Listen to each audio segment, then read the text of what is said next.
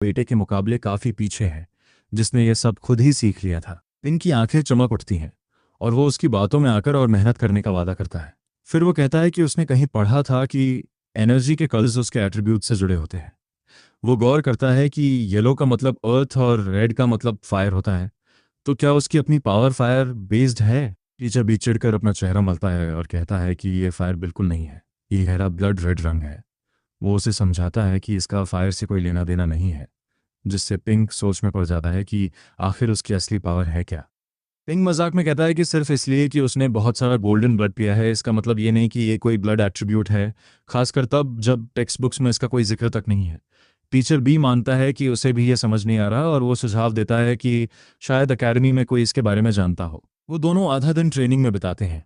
आखिर तक पिंक ने स्पिरिट मिरर गाइडेंस और पावर क्लॉ पर महारत हासिल कर ली थी, जिससे वो खून के रंग वाले पंजे बना सकता था जो बैटल आर्मर की तरह दिखते थे। इनका इस्तेमाल मेले अटैक्स या प्रोजेक्टाइल्स की तरह किया जा सकता था।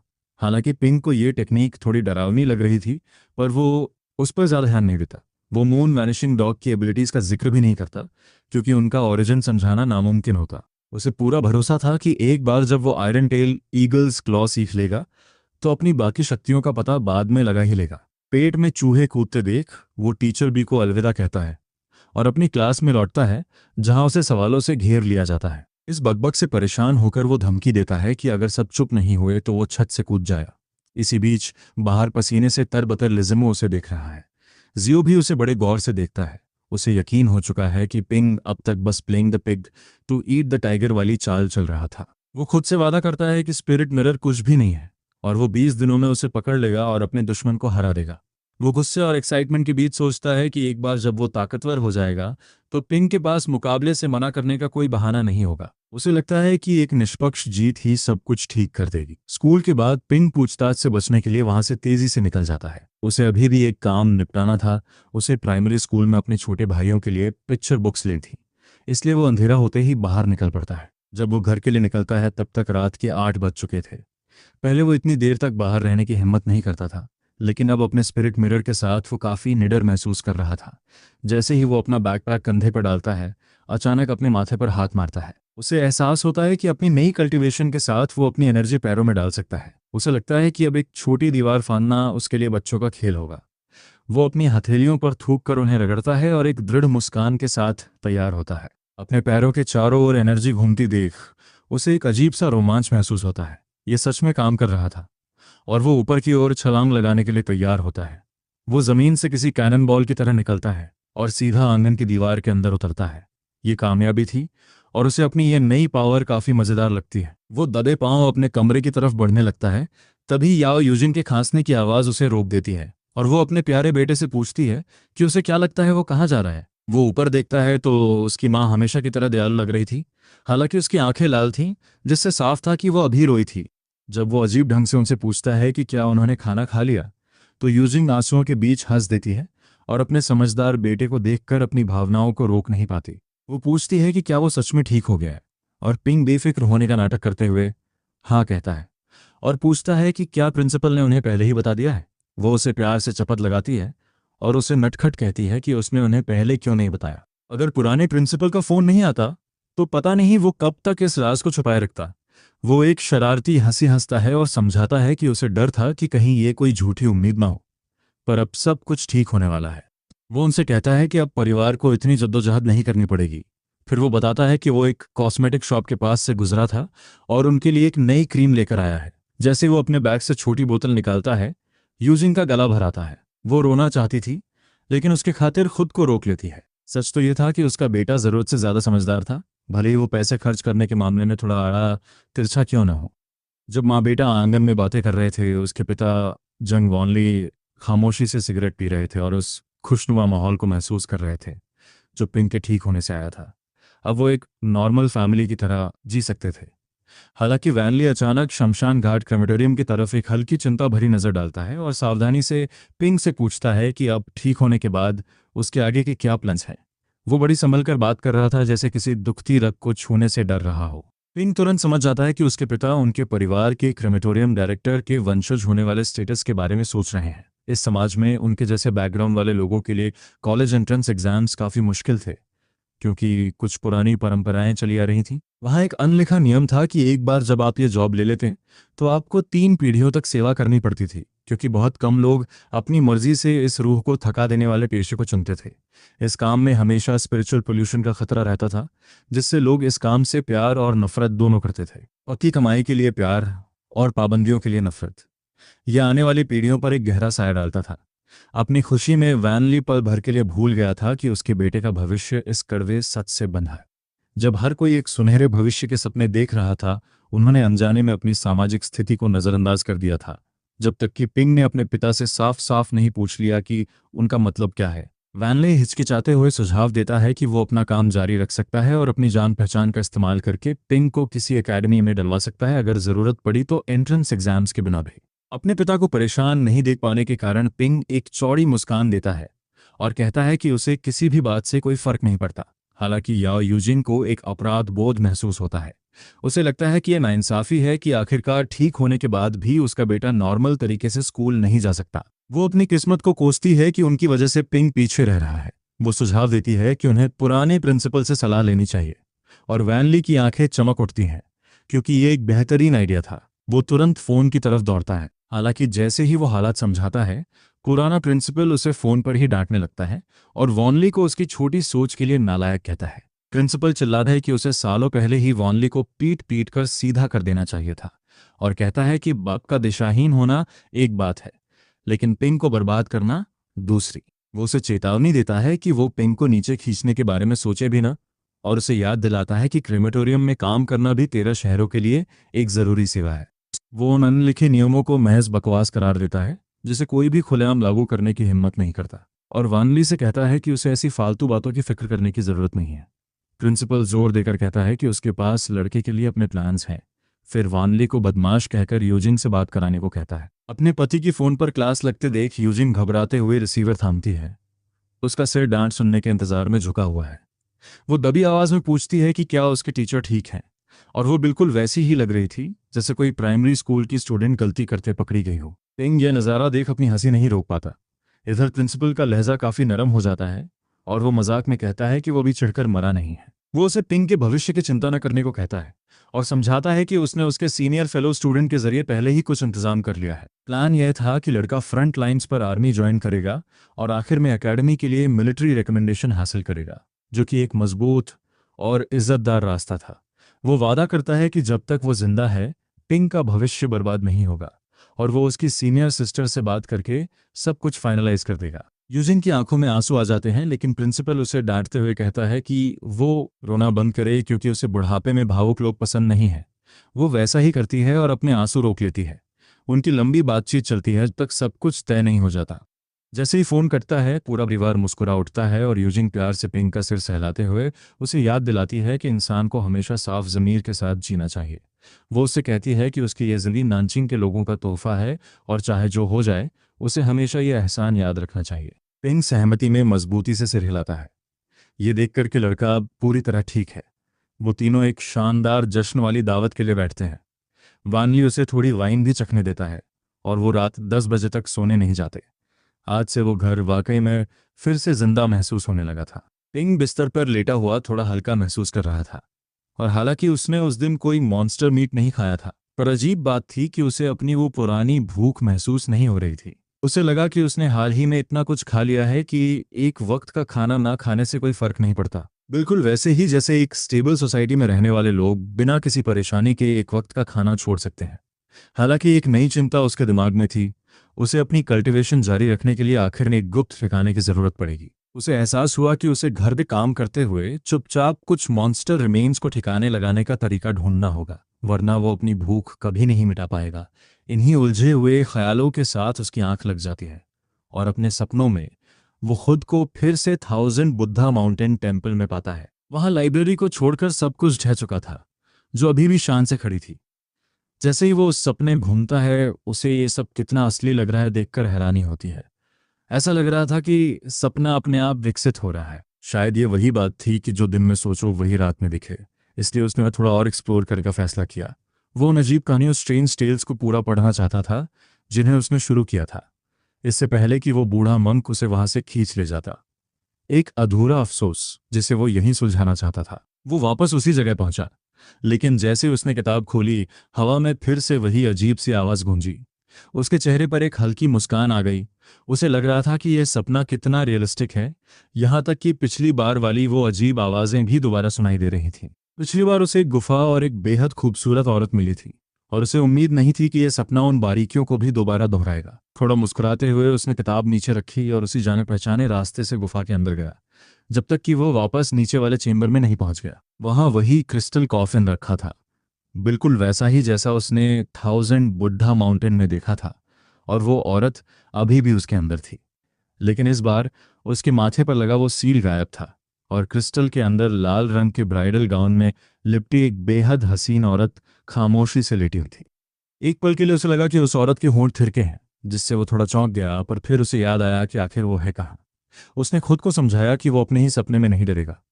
पूरे कॉन्फिडेंस के साथ वो उसके पास गया और उसके बगल में बैठ गया। वो उसे बहुत गौर से देखने लगा। ये देखकर दंग था कि सब कुछ कितना असली लग रहा था, यहाँ तक कि उसके स्किन के बारीक बाल भी नजर आए थे। आजकल के सपने वाकई बहुत विड होने लगे थे। इस कदर असलियत देखकर वो थोड़ा घबरा गया और भी करीब चला गया।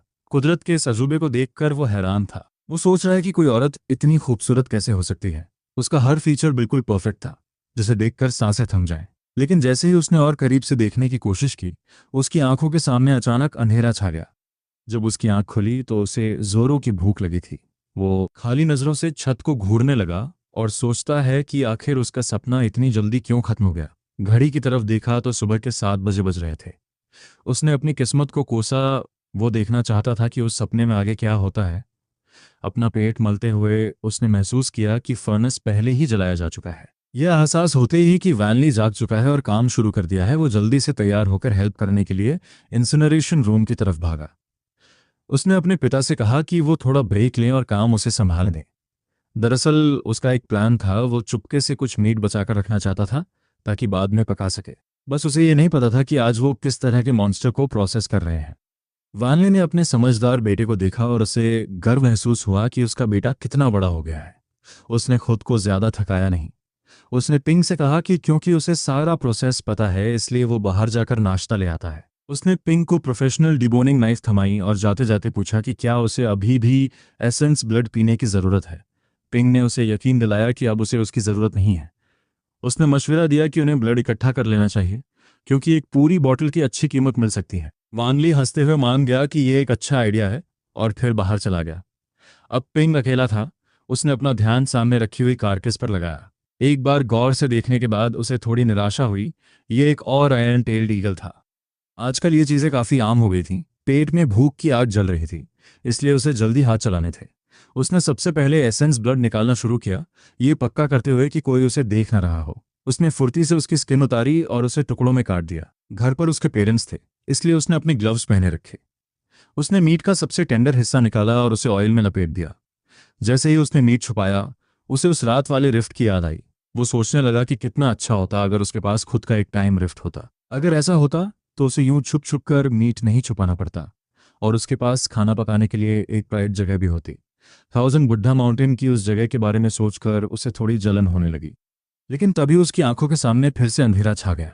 वो एक पल के लिए घबरा गया कि आखिर ये हो क्या रहा है, और सबसे ज़रूरी बात, उसका मीट कहाँ गया। जो बड़ा सा मीट का टुकड़ा उसने भी काटा था, वो गायब हो चुका था। उसने पागलों की तरह मेज़ के नीचे और फर्श पर तलाशा, पर वहाँ कुछ नहीं था। जैसे ही वो नीचे झुका, पसीने से लथपथ होकर उसने देखा कि उसकी कलाई पर मौजूद टीयर ड्रॉप मोल थिरक रहा है, और ये देखकर उसकी धड़कनें तेज हो गई। उसे एहसास हुआ कि यह मोल बिल्कुल वैसा ही है जैसा उस क्रिस्टल कॉफिन वाली औरत का था। ये समानता बहुत अजीब थी। अगर उसने कल रात वो सपना न देखा होता तो शायद उसे पता भी नहीं चलता कि उस औरत के चेहरे से वो मोल गायब था। यहाँ ये बताना ज़रूरी है कि पिंग को कल्टिवेटर्स, उनकी सीक्रेट रेल्म्स और टाइम रिफ्ट्स की कहानियों का जुनून था। एक कहानी एक ऐसे आदमी की थी जिसे 10 साल पहले एक सीक्रेट रेल्म मिला था, जिससे उसे टाइम रिफ्ट्स कंट्रोल करने की ताकत मिली। वो आदमी एक लेजेंड बन गया। हालांकि कई लोग इस कहानी को झूठा मानते थे, पर क्या होगा अगर ये सच हो? वो सोच रहा है कि क्या वो उन खुशकिस्मत लोगों में से एक है। इसे चेक करने के लिए उसने मीट का एक और टुकड़ा काटा और उस मोल को घूरने लगा। वो मीट तुरंत गायब हो गया। चिल्लाए से बचने के लिए उसने अपने मुंह पर हाथ रख लिया। वो बहुत जल्द बहुत अमीर होने वाला था। वो भी एक टाइम रिफ्ट की दुआ मांग रहा था, और अब वो उसके सामने था। उसने अपनी आंखें बंद की, मोल को छुआ और गायब हो गया। जब उसने आंखें खोली तो वो थाउजेंड बुद्धा माउंटेन के उन्हीं खंडहरों में खड़ा था जहां लाइब्रेरी अभी भी मौजूद थी। पछतावे की एक ऐसी लहर उठी कि उसका दम घुटने लगा। गुस्से में उसने खुद को ही दो तमाचे जड़ दिए। अगर उसे पता होता कि यह जगह उसकी अपनी होने वाली है तो वो उस बूढ़े मॉन्क को नीचा दिखाने के लिए इसे कभी नहीं जलाता। तब यह उसका घर नहीं था, पर अब था। उसे आग लगाते वक्त जो सुकून मिला था अब वो दर्द में बदल चुका था। वो रोना चाहता था, ये सोचकर कि ये सारी बिल्डिंग्स कायदे से उसकी थीं। एक ठंडी आग भरते हुए उसने अपने दिल को शांत किया। उसने खुद को समझाया कि जो किस्मत में है वो होकर रहेगा, और अगर जरूरत पड़ी तो वो सब कुछ दोबारा शुरू से बनेगा। उसका दिल उस थिरकते हुए मोल की लय में धड़क रहा था। लाइब्रेरी की तरफ देखते हुए उसे एक अजीब और अनजाना सा डर महसूस हुआ। कल रात का सपना बहुत ज्यादा असली था। अगर वो ना होता तो उसे कभी इस मोल के राज का पता नहीं चलता। इसका मतलब था कि वो सपना नहीं था। वो सोचता है कि उस औरत ने उसे जांग लैंग क्यों पुकारा, जो कि एक बहुत ही अजीब नाम था। कुछ समझ न आने पर उसने फैसला किया कि फिलहाल लाइब्रेरी से दूर रहना ही बेहतर है। उसे बस खाना पकाने के लिए एक जगह चाहिए थी। उसने खुद को याद दिलाया कि उसे लालची नहीं बनना चाहिए। इसी सोच के साथ वो मुड़ा और खैनरों की तरफ चल दिया। काफी तलाश करने के बाद पिंक को एक सही सलामत कमरा मिला और वो किचन की तरफ बर्तन लेने भागा। जैसे ही उसने चूल्हा बना शुरू किया, उसे अपनी पीठ पर कुछ चुभन सी महसूस हुई, जैसे कोई उसे देख रहा हो। उसने पीछे मुड़कर देखा तो एक बुद्धा स्टैचू उसे घूर रहा था। थाउजेंड बुद्धा माउंटेन खंडहर बन चुका था, फिर भी ये पत्थर की मूर्ति तैनात थी। चिढ़कर उसने 5 ब्लड लाइन्स के साथ हमला किया और मूर्ति को गिरा दिया। तब जाकर उसे उस खामोशी में सुकून मिला। कुछ ही देर में चूल्हा तैयार था और उसने उसके अंदर आयरन टेल्ड ईगल का मीट डाल दिया ताकि एक लजीज स्ट्यू पक सके। वो सोच रहा था कि अब तक कोई मॉन्स्टर्स नजर क्यों नहीं आए, पर भूख इतनी ज्यादा थी कि उसने जांच पड़ताल करने के बजाय खाना पकाने पर ध्यान दिया। भरपेट खाना खाने के बाद उसे बहुत राहत महसूस हुई और उसने नोटिस किया कि उसकी शार्प क्लॉ टेक्निक अब काफी मजबूत लग रही थी। उसकी कलाई मूवमेंट्स और भी सटीक हो गई थी। उसे एहसास हुआ कि उसे इस सीक्रेट लैंड का पूरा फायदा उठाना होगा। सबसे बड़ी समस्या ये थी कि और ज्यादा मॉन्स्टर कार्केसेस अंदर कैसे लाई जाए। एक पल के लिए सोचते ही वो वापस इंसिनरेटर में पहुंच गया। घड़ी देखी तो 7:50 हो रहे थे। उसे याद था कि वो 7:30 पर अंदर गया था, यानी उस रेल में वक्त अलग तरह से चलता है। अंदर का 1 घंटा बाहर के सिर्फ 20 मिनट के बराबर था, यानी 1:3 रेशियो। उसने फैसला किया कि वो बाकी बची हुई ईगल कार्कस को न छुपाएगा। उसने उसे फर्नेस में डाल दिया और अगले कुछ दिन इस सोच में गुजारे कि मॉन्स्टर्स की एक बड़ी सप्लाई कैसे हासिल की जाए। वो ईगल मीट खा खाकर थक गया था, लेकिन उसकी इंटरनल एनर्जी बढ़ रही थी, जो धीरे धीरे 1 ग्राम से 3 ग्राम तक पहुंच गई। 9 ग्राम पर पहुंचते ही वो उस पीक पर होगा जहां सिर्फ एक स्किल मास्टर करने से वो ब्रेक थ्रू कर पाएगा। यही वो बड़ा फासला है जहां आम बच्चों और बड़े क्लैंस के बच्चों के बीच की दूरी बढ़ जाती है। एक लाइफ बॉन्ड स्किल इंसान की हड्डियों में बस जाती है और पूरी जिंदगी एक कल्टीवेटर के साथ रहती है। अमीर वारिस हाई ग्रेड मॉन्स्टर कोर्स का इस्तेमाल करके अपने भविष्य के लिए ताकतवर स्किल फ्रेमवर्क्स तैयार करते हैं। इन फ्रेमवर्क्स की ऑपरेटिंग मेमोरी जितनी बड़ी होगी, उनकी कामयाबी उतनी ही ऊंची होगी। लेकिन आम लोगों को सिर्फ अपनी किस्मत पर भरोसा करना पड़ता है। टेरासिटीज का नियम है कि हाई स्कूलर्स जल्दी ब्रेक थ्रू नहीं कर सकते, क्योंकि सरकार सबसे अच्छे कोर्स पहले खुद लेती है। सिर्फ बचा कुचा माल मार्केट में पहुंचता है। कुछ बेहतर पाने के लिए एकेडमी की मुश्किलों को झेलना पड़ता है, जो कभी मुफ्त नहीं होती। या तो आपको योगदान देना होगा या फिर बेमिसाल टैलेंट दिखाना होगा, क्योंकि ज्ञान की दुनिया में कुछ भी मुफ्त नहीं मिलता। पिंग ने पिछले कुछ दिन बहुत पढ़ाई की थी और अब उसे समझ आया कि पुराने प्रिंसिपल एकेडमी के लिए इतना जोर क्यों दे रहे थे। बाहर रिसोर्सेज का नामो निशान नहीं था, और बिना रिसोर्सेज के बड़े से बड़ा टैलेंट भी बेकार है। सबसे अच्छे मौके सिर्फ उनके पास या मिलिट्री के पास होते हैं। हालांकि मिलिट्री में घुसना लगभग नामुमकिन है। अपना दिमाग शांत करते हुए उसने उस टेम्पोरल रिफ्ट के बारे में सोचा और उसे हेवन स्वॉलोइंग सीक्रेट रेल्म नाम देने का फैसला किया। 1 से 3 का टाइम रेशियो बहुत सारी संभावनाएं दे रहा था। उसने खुद को याद दिलाया कि वो आम लोगों जैसा नहीं है जिन्हें सालों प्रैक्टिस करनी पड़ती है। उसे स्किल्स मास्टर करने में दशकों नहीं बिताने थे। जब तक उसके पास मॉन्स्टर कार्कसेस हैं, वो बस खाकर अपनी इंटरनल एनर्जी और ताकत बढ़ा सकता था। उसकी आंखें चमक उठी जब उसे हेवन स्वॉलोइंग सीक्रेट रेल्म का एक और इस्तेमाल समझ आया, जो पहले से कहीं ज्यादा बड़ा था। वो खुद में ही मुस्कुराया। अगर ये आइडिया काम कर गया तो जिंदगी वाकई बहुत मजेदार होने वाली है। इधर जहां पिंग काफी खुश था, वहीं पुराने प्रिंसिपल बिल्कुल भी खुश नहीं थे। वो फोन पर चिल्ला रहे थे, जूनियो अगर तुम ये छोटी सी बात भी नहीं संभाल सकते तो तुम्हारे होने का क्या फ़ायदा? वो लड़का सिर्फ मेरा ग्रैंड डिसाइपल नहीं है, वो तुम्हारी जूनियर सिस्टर का बच्चा है। ऐसा क्यों है कि बाकी सबको आसान रास्ता मिलता है? सब एकेडमी एग्जाम से पहले इज्जत कमाने के लिए सुरक्षित रास्तों पर टहल रहे हैं, जबकि हमारे बच्चे को असली खतरों का सामना करना पड़ रहा है। दूसरी तरफ विवियन कड़वाहट भरी मुस्कान के साथ कहती है, टीचर, ये नियम मैंने नहीं बनाया। इस साल सभी 13 सिटीज को इसी तरह से काम करना होगा। विवियन के कंधों पर उसकी सीनियर सिस्टर के ओहदे का भारी बोझ है। ये 13 सिटीज किसी एक की नहीं बल्कि सबका घर है। विवियन अपनी डेस्क के पीछे बैठी है। उसकी मिलिट्री यूनिफॉर्म एकदम कड़क है और उसके लंबे बाल हल्के घुंघराले हैं। फिर भी उसे अपने टीचर के नखरों से निपटने के लिए अपना माथा मलना पड़ रहा है। बकवास। तुम सबको बस यही लगता है कि मैं बूढ़ा हो गया हूं विवियन। तुम मुझे जानती हो, इतने सालों में मैंने तुमसे कभी कुछ नहीं मांगा, और अब इस छोटी सी बात पर तुम सब ऐसे नखरे दिखा रहे हो। तुम्हारे टीचर का दिल टूट गया है।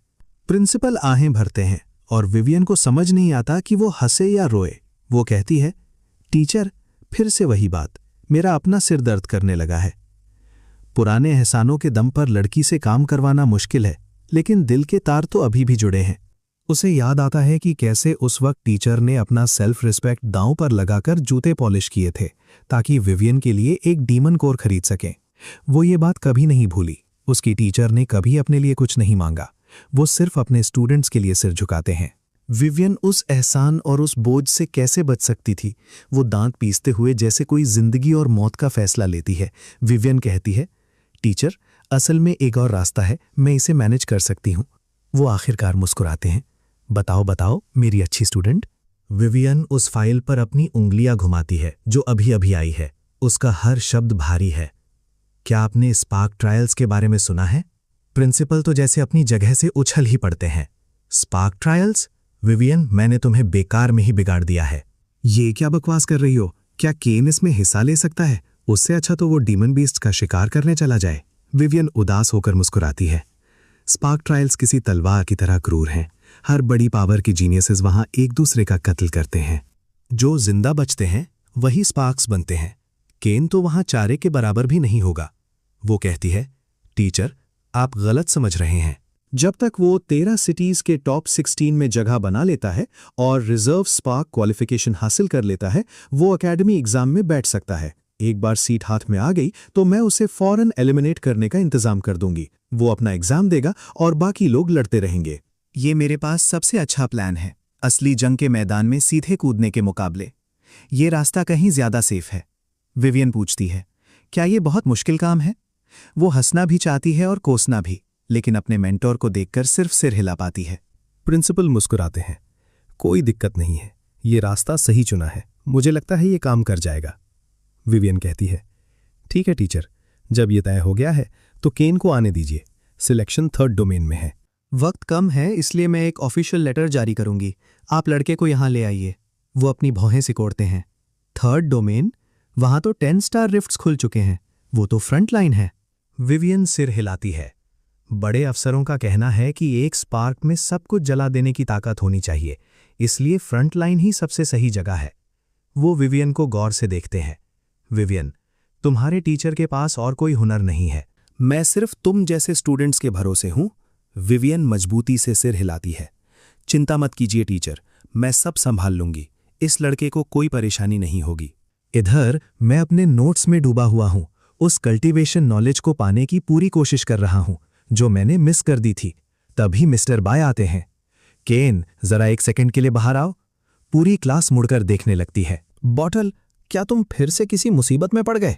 मैं अपनी आंखें घुमाते हुए कहता हूं, दफा हो जाओ। सबको लगता है कि मैं फिर से किसी लफड़े में हूं और वो हंसने लगते हैं। लेकिन अगले दिन मैं क्लास में नहीं आता। बॉटल को क्या हुआ? कहीं उसकी पिटाई तो नहीं हो गई? क्या वो अब चल भी नहीं पा रहा? सब हैरान है कि क्या बॉटल ने कल्टीवेशन छोड़ दी। स्काइलर अपनी जगह से खड़ी होती है और शांति से कहती है, सब उसकी चिंता करना बंद करो। उसका अपना रास्ता है, वो कुछ वक्त के लिए वापस नहीं आएगा। उसने मुझसे कहा है कि तुम सब अपनी ट्रेनिंग जमकर करो। अब सीधे एकेडमी में मुलाकात होगी। पूरी क्लास में शोर मच जाता है। क्या बॉटल वापस नहीं आ रहा? स्काई, क्या बात है? बॉटल को क्या हुआ? चश्मे वाला लड़का चिल्लाता है, सब शांत हो जाओ, स्काई को बोलने दो। सबकी नजरें उस पर टिकी हैं और वो शांति से कहती है, बॉटल की फैमिली एक क्रिमेटोरियम चलाती है, तुम सब ये जानते हो। अकेडमी में जाने के लिए उसे कोई और रास्ता ढूंढना होगा।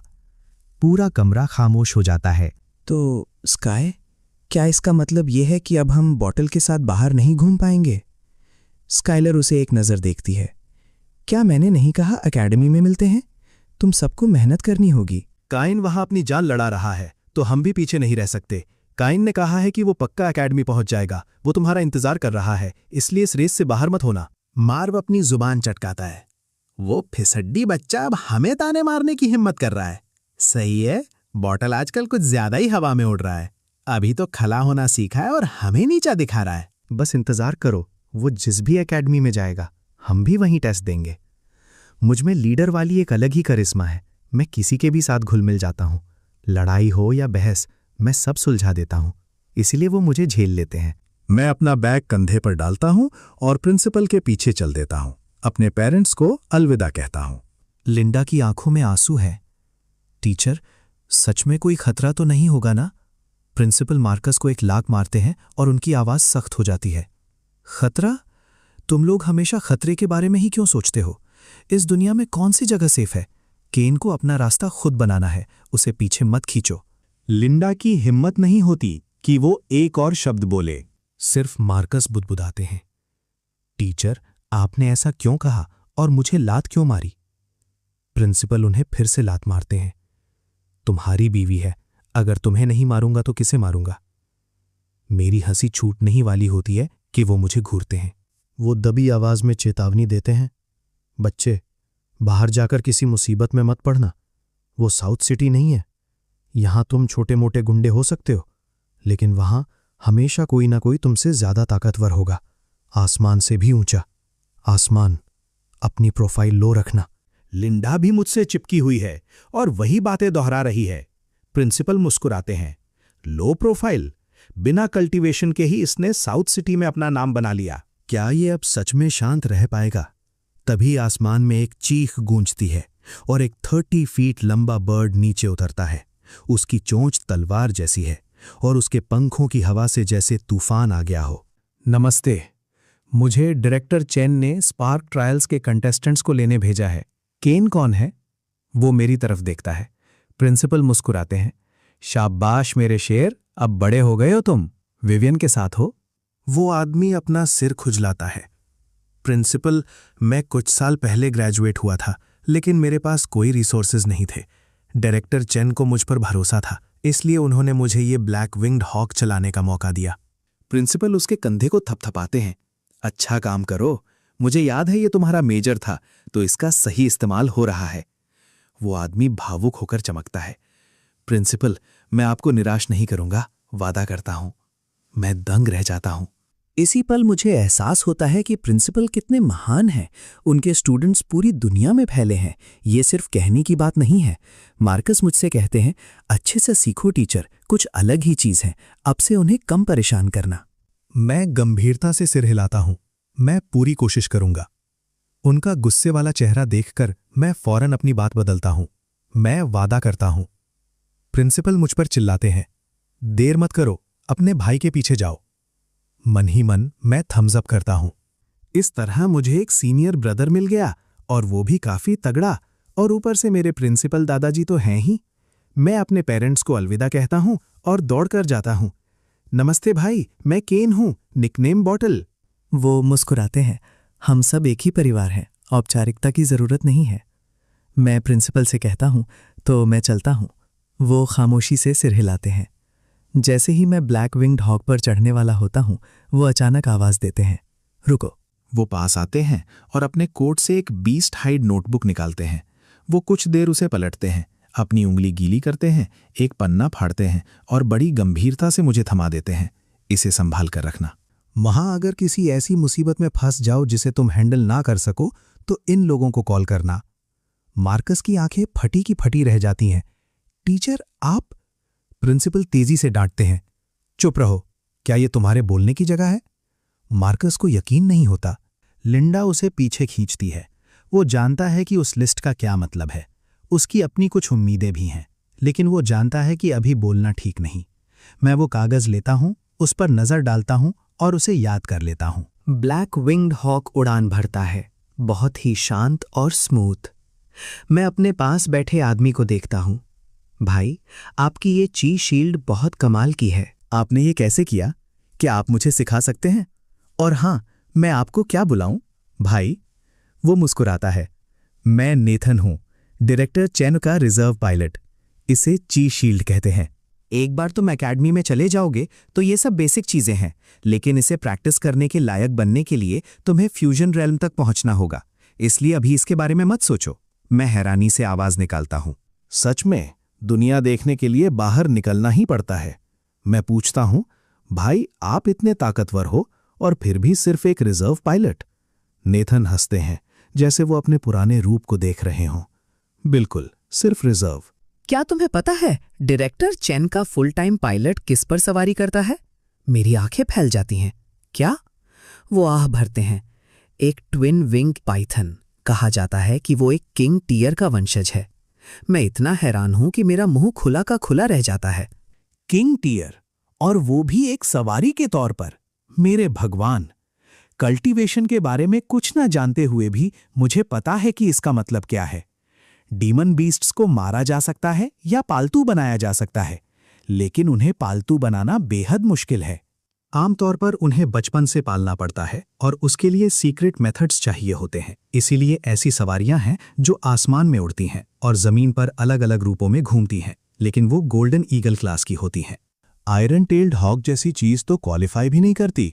ब्लैक विंग्ड हॉक, जिसके बारे में किताबों में लिखा है, बड़े होने पर उसकी कॉम्बैट पावर वॉर टियर की होती है, और वो भी सिर्फ रिजर्व लेवल है। स्केल डाउन, मिस्टिक, किंग, हर कदम एक बहुत बड़ी खाई है। एक किंग टियर का वंशज बड़ा होने पर कितना ताकतवर होगा? पहली बार मुझे महसूस होता है कि मेरी सोच कितनी छोटी है। मैं नेथन को घूरता हूं। मुझे भी एक चाहिए। बस सोचकर ही कितना शानदार लगता है। नेथन मुस्कुराते हैं। तो तुम्हें कड़ी मेहनत करनी होगी। वैसे प्रिंसिपल तुम्हें बहुत मानते हैं। वो नोटबुक साउथ सिटी हाई में एक लेजेंड है। मैं पूछता हूं, ऐसा क्यों? वो बताते हैं, कहते हैं कि कोई नहीं जानता कि उस नोटबुक में किसके नंबर्स लिखे हैं। जब मैं एरोस्पेस एकेडमी में गया था तो प्रिंसिपल ने बस एक कॉल किया और किसी को मेरा ख्याल रखने के लिए कहा। उस वक्त मुझे थोड़ा बुरा भी लगा था, लेकिन वहां पहुंचने पर मुझे पता चला कि वो इंसान माउंट सिलेक्शन का इंचार्ज था और इसी वजह से मुझे ये ब्लैक विंग्ड हॉक मिला। उनके चेहरे पर पुरानी यादों की चमक आ जाती है। उस एक कॉल के बिना मुझे दरवाज़ा तक नहीं मिलता। अब तुम्हें उस पन्ने की कीमत समझ आई। मुझे उम्मीद नहीं थी कि ये इतना असरदार होगा। मैं अपना हाथ अपने सीने पर रखता हूँ। मन भर आता है। मैं एकेडमी में प्रिंसिपल का सिर नीचा नहीं होने दे सकता। उड़ान बहुत तेज है, फिर भी पहुंचने में पूरा एक दिन और रात लग जाती है। ब्लैक विंग्ड हॉक एक मेम्ब्रेन से गुजरता है और मेरी आंखें फैल जाती हैं। एक डोमेन।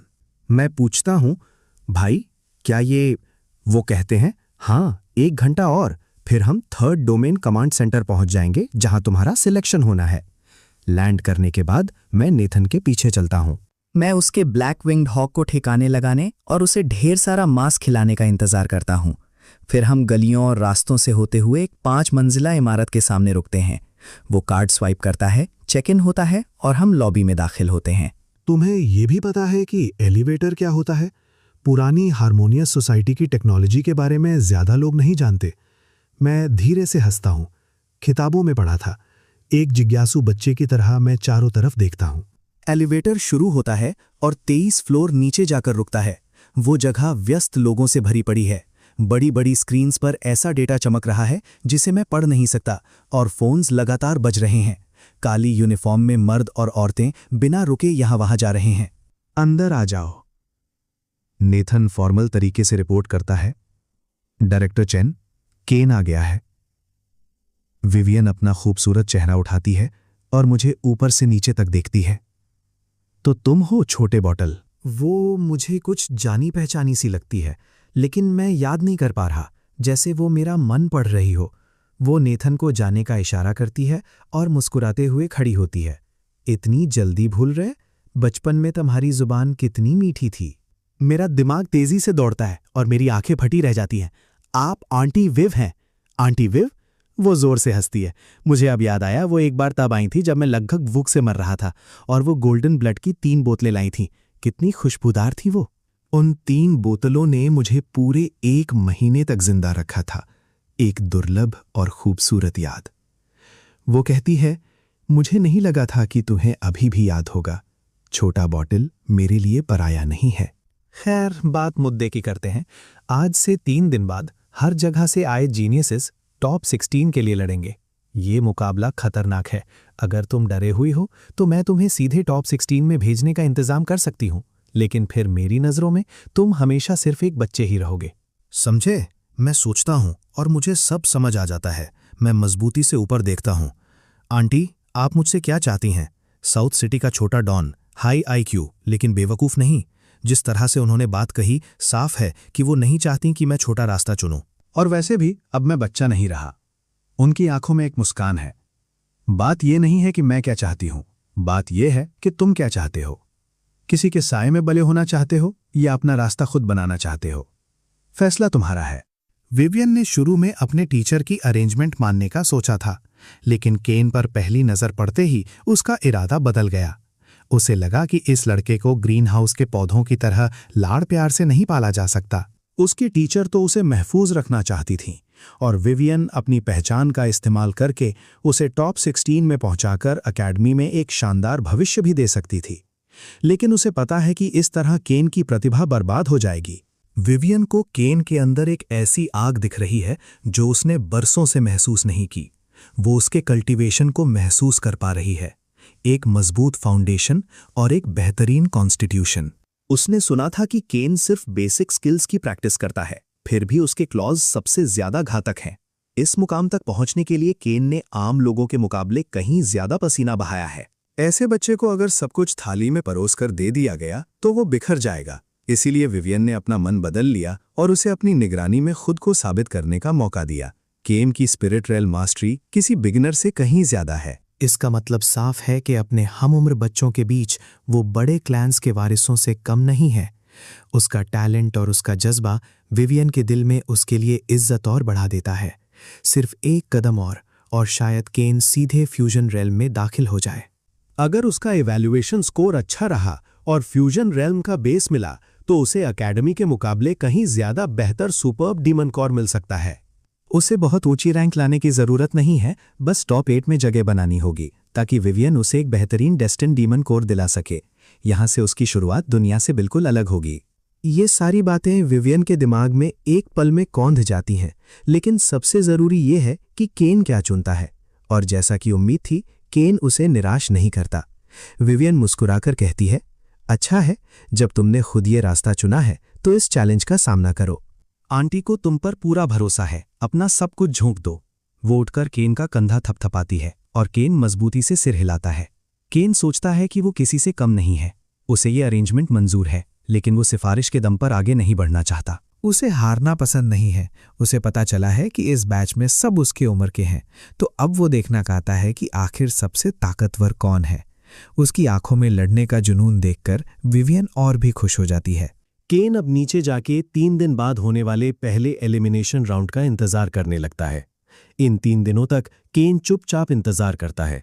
जब उसे भूख लगती है तो वो स्काई डिवाउरिंग रेलम में जाकर आयरन टेल्ड हॉक पकाकर खाता है।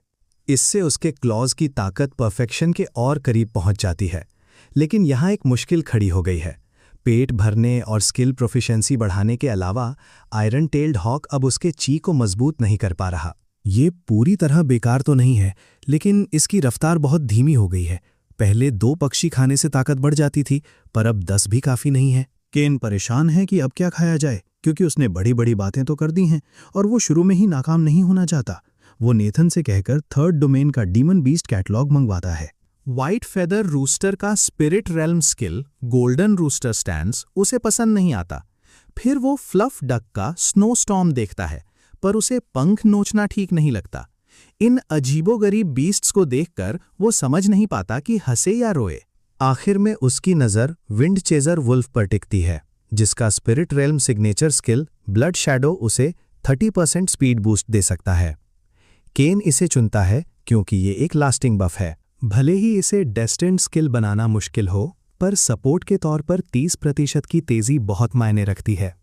उसे पता चला है कि विंड चेसर वुल्फ के कोर से उसे एक नई एबिलिटी मिल सकती है, इसलिए वो विवियन से पूछने जाता है। विवियन अपने बाल पीछे हटाते हुए मुस्कुराती है। Little bottle, wind chaser wolf एक अच्छा चुनाव है। पहला राउंड मिलिट्री के कंट्रोल वाले एक रिफ्ट में होने वाला है। केन मुस्कुराकर पूछता है, आंटी, ये एलिमिनेशन राउंड आखिर काम कैसे करता है? विवियन उसे हाथ के इशारे से बाहर भेजते हुए कहती है, ठीक है, अगर और कुछ नहीं पूछना तो अब जाओ। इस प्राइवेट रूम में अकेले मत दुबके रहो, जाकर दूसरे कंटेस्टेंट्स के साथ घुलो मिलो। केन हक्का बक्का रह जाता है क्योंकि उसे प्राइवेट रूम बहुत पसंद था।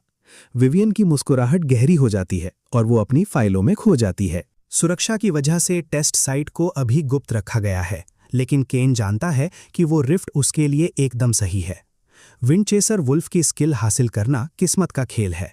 कुछ लोग तो दर्जन भर कोर्स खाने के बाद भी उसे हासिल नहीं कर पाते। विवियन एक नाम पर गोला बनाती है और घंटी बजाती है। एक ब्लैक यूनिफॉर्म वाली महिला अंदर आती है। विवियन आदेश देती है, डायरेक्टर चेन, इसे सील करो और इवैल्यूएशन टीम को भेज दो। वो महिला तुरंत समझ जाती है कि यही टेस्ट साइट है।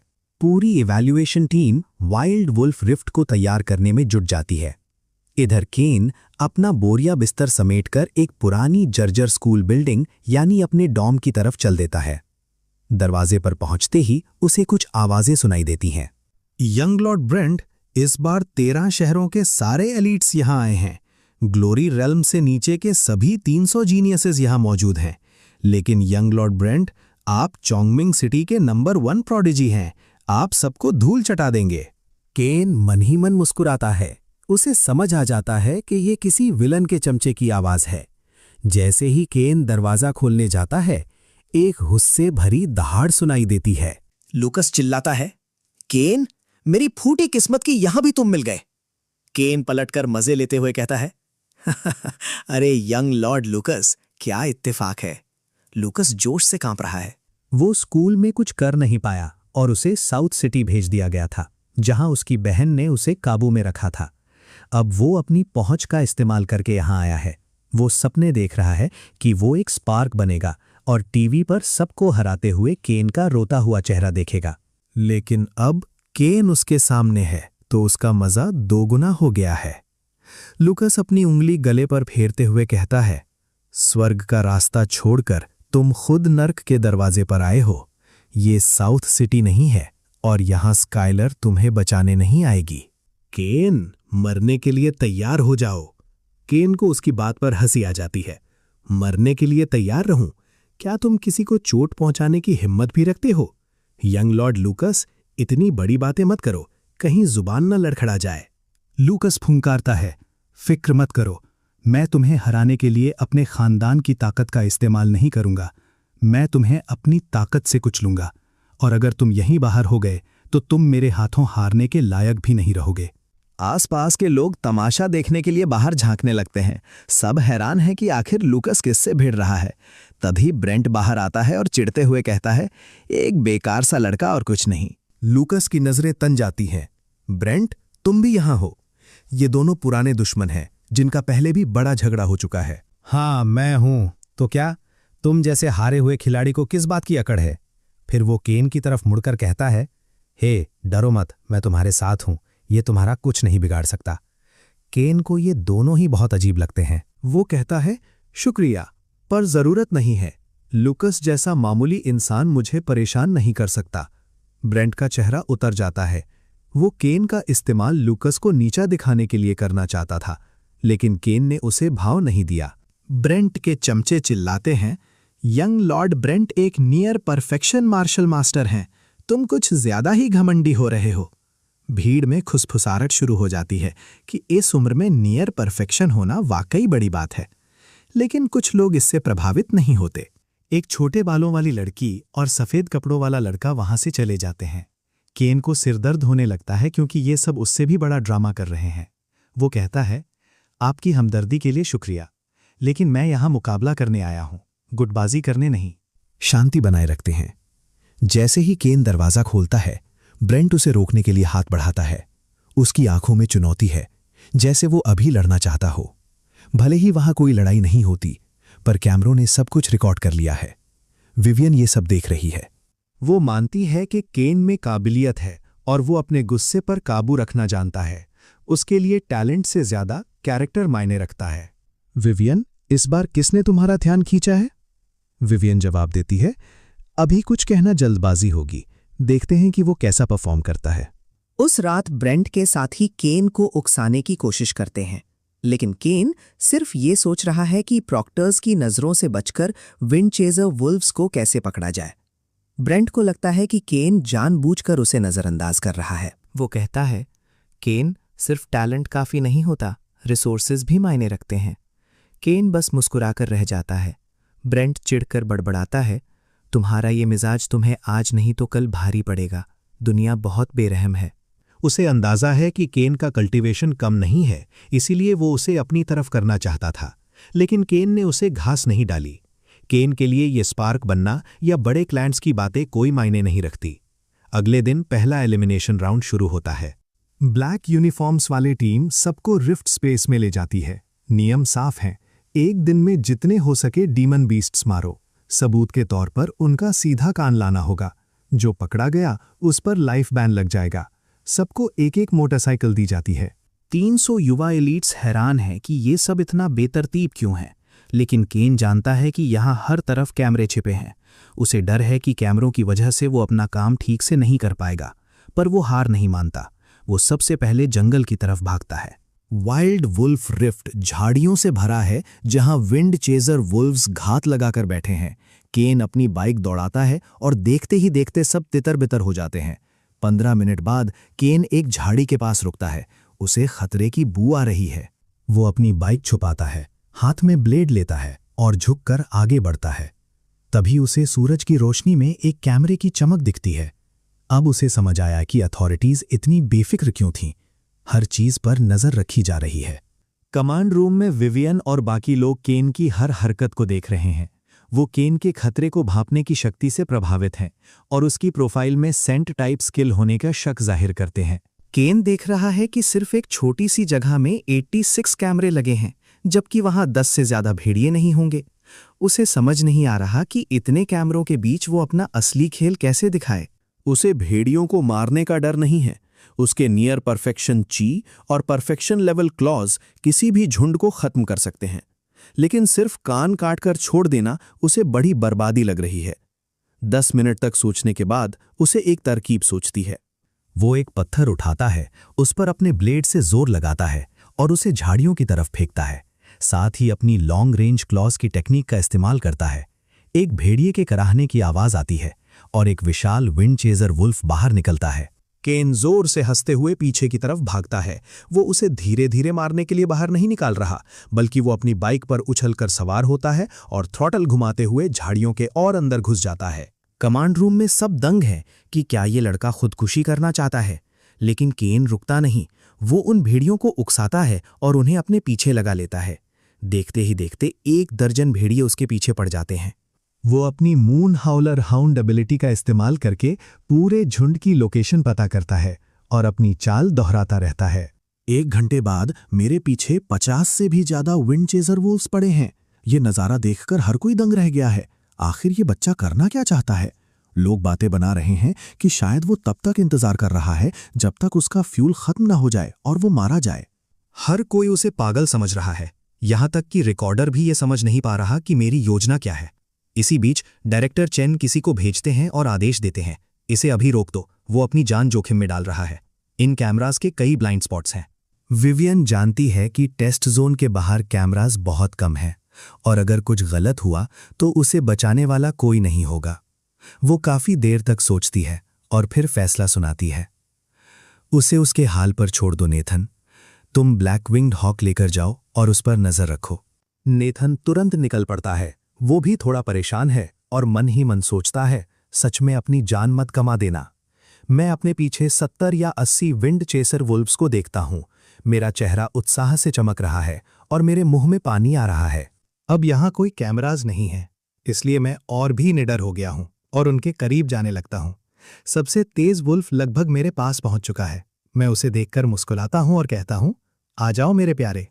मैं अपनी कलाई पर बने उस रेड मोल को छूता हूं। एक आवाज आती है, श्विप, और वो वुल्फ पलक झपकते ही गायब हो जाता है। ये वाकई अविश्वसनीय है। बाकी वुल्फ्स हैरान रह जाते हैं। उनका वो विशाल साथी आखिर गया कहाँ? ये जगह मैंने जानबूझकर चुनी थी। यहां से सबसे नजदीकी कैमरा आधा मील दूर है और उसका रुख भी इस तरफ नहीं है, इसलिए मैं अपना दांव खेलने की हिम्मत करता हूं। मौके का फायदा उठाते हुए मैं उन दो हैरान वुल्फ्स को पकड़ता हूं और श्विप श्विप वे भी गायब हो जाते हैं। इस तरह पहली लहर पूरी तरह साफ हो गई। मैं हाफते हुए उड़ती हुई धूल को देखता हूं और अपने होठों को चाटता हूं। ये देखने में आसान लगता है, पर असल में बहुत मुश्किल है। उन्हें अंदर ले जाने के लिए मुझे उनसे संपर्क करना पड़ता है। स्काई डिवावरिंग रेल्म कोई सर्वशक्तिमान चीज नहीं है। अगर मैंने किसी ऐसी चीज को छेड़ दिया जिसे मैं संभाल नहीं सकता, तो मैं दोबारा अंदर जाने की हिम्मत कभी नहीं करूंगा।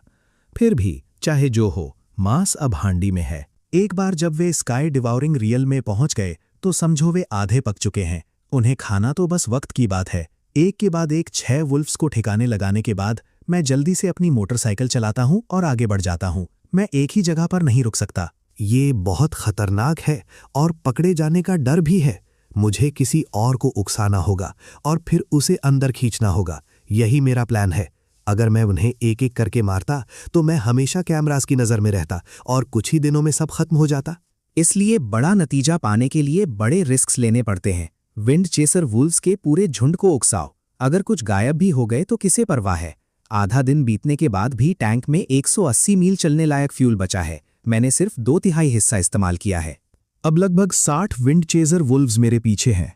जब सही वक्त आता है तो मैं सर्वेलेंस जोन से बाहर निकलता हूं और 7-8 वुल्व्स को गायब कर देता हूं।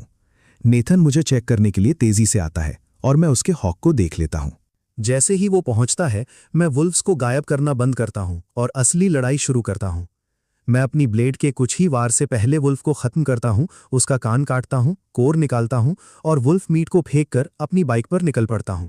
ऊपर से ये सब देख रहा नेथन दंग रह जाता है और बड़बड़ाता है, क्या इसे ऐसे भी खेला जा सकता है? वो साफ देख सकता है कि मैं पूरी तरह हावी हूं। एक बात तो तय है, वुल्व्स लगभग थक चुके हैं।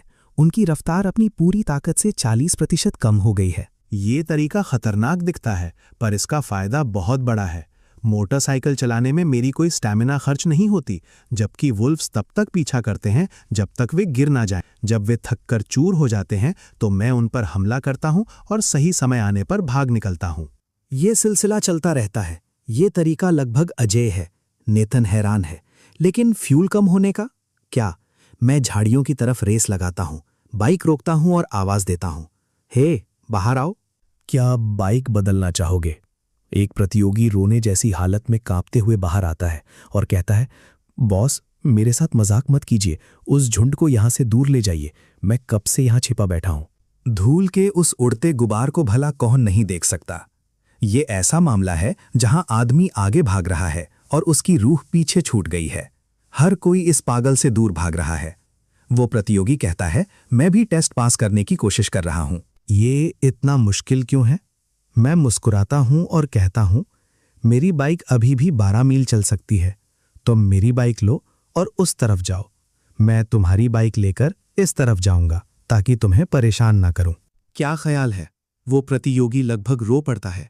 बॉस, बिना बाइक के मैं मुकाबला कैसे करूंगा? नियर परफेक्शन स्टेज पर होने के बावजूद मैं पैदल तेज नहीं चल सकता। मैं मुस्कुराते हुए कहता हूं, अगर हम बाइक नहीं बदलेंगे तो मैं यहां से नहीं जाऊंगा। अब बताओ क्या करोगे? उसका चेहरा गुस्से से लाल हो जाता है। मजबूर होकर वो कहता है, मैं पहले तुमसे लड़ूंगा, फिर यहां से जाऊंगा। अगर तुम भाग सकते हो तो मैं भी भाग सकता हूं। लेकिन मैं एक रहस्यमयी मुस्कान देता हूं और पूछता हूं, क्या वाकई ऐसा है? मैं अपने पंजों का एक वार करता हूं और ब्लड की 5 धारें निकलती हैं, जो झाड़ियों में छिपे एक वुल्फ को कुचल देती हैं, जो उस पर हमला करने ही वाला था। उस प्रतियोगी के दिमाग में जैसे हजारों खलबली मच जाती है। वो चिल्लाता है, बॉस आप मुझे सीधे लूट भी सकते थे। सच है, इस तरह की ताकत के साथ लूटना तो आम बात होती, फिर भी मैं उसके साथ सौदेबाजी करता हूं। मैं कितना समझदार हूं। मैं हाथ हिलाकर कहता हूं, ऐसा नहीं कर सकता। हम सब सहपाठी हैं। हो सकता है किसी दिन हम साथ मिलकर लड़ें। लूटना अच्छा नहीं लगेगा। आखिर में वो हार मान लेता है। पीछे से धूल का गुबार और घना होता जा रहा है। एक बड़ी लहर आ रही है और अगर वो अभी नहीं गया तो मैं तो भाग जाऊंगा, पर वो शायद न बच पाए। वो रोते हुए मुझे अपनी चाबियां देता है और हम बाइक्स बदल लेते हैं। वो कहता है, बॉस अपनी जुबान याद रखना, मैं बाईं ओर जा रहा हूं, आप दाईं ओर जाइए। मैं संतुष्ट होकर मुस्कुराता हूं।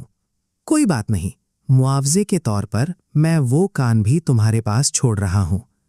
इतना कहकर मैं निकल पड़ता हूं। फुल टैंक देखकर मुझे तसल्ली होती है। मेरी तरह कोई और पागलों की तरह यहां वहां नहीं घूम रहा, इसलिए फ्यूल की कोई समस्या नहीं है। वो प्रतियोगी उस मुफ्त में मिले कान को देखता है और अजीब तरह से थोड़ा भावुक हो जाता है। ब्लैक विंग्ड हॉक पर सवार नेथन मुझे देखता है और अपना रेडियो उठाता है। डायरेक्टर चेन, क्या मुझे अब भी उसका पीछा करना चाहिए? कमांड रूम में विवियन, वो बूढ़ा आदमी और रिकॉर्डर सब खामोश हो जाते हैं। ये बच्चा वाकई हद कर रहा है। एक ही वार में मैंने 5 ग्राम के करीब के वुल्फ को कुचल दिया और सबने इसे देखा। इस तरह की ताकत के साथ वो सीधे सीधे शिकार क्यों नहीं करता? ये सब नाटक क्यों? इसका क्या मतलब है? क्या उसे इसमें मजा आता है? विवियन अपना माथा सहलाती है और कहती है, उसे वापस लाओ, उसे अपनी बर्बादी खुद चुनने दो। पहली बार वो मुझे समझ नहीं पा रही है। मन ही मन वो मुझे कोसती है। छोटा बदमाश। वो बूढ़ा आदमी हंसता है। विवियन, ये वही लड़का है जिसका ख्याल रखने के लिए बूढ़े मो ने हमसे कहा था। वो बेबसी में सिर हिलाती है। टीचर ने भी इसके लिए सिफारिश की थी। वो बूढ़ा जोर से हंसता है। बिल्कुल, उन्होंने तो यहां तक कहा था कि लड़का बहुत सीधा साधा है, बस इसकी ये परफॉर्मेंस तौबा तौबा। विवियन का चेहरा थोड़ा लाल हो जाता है। वो जानती है कि वो उसे चिढ़ा रहे हैं, लेकिन आखिर वो लड़का उनका अपना ही तो है।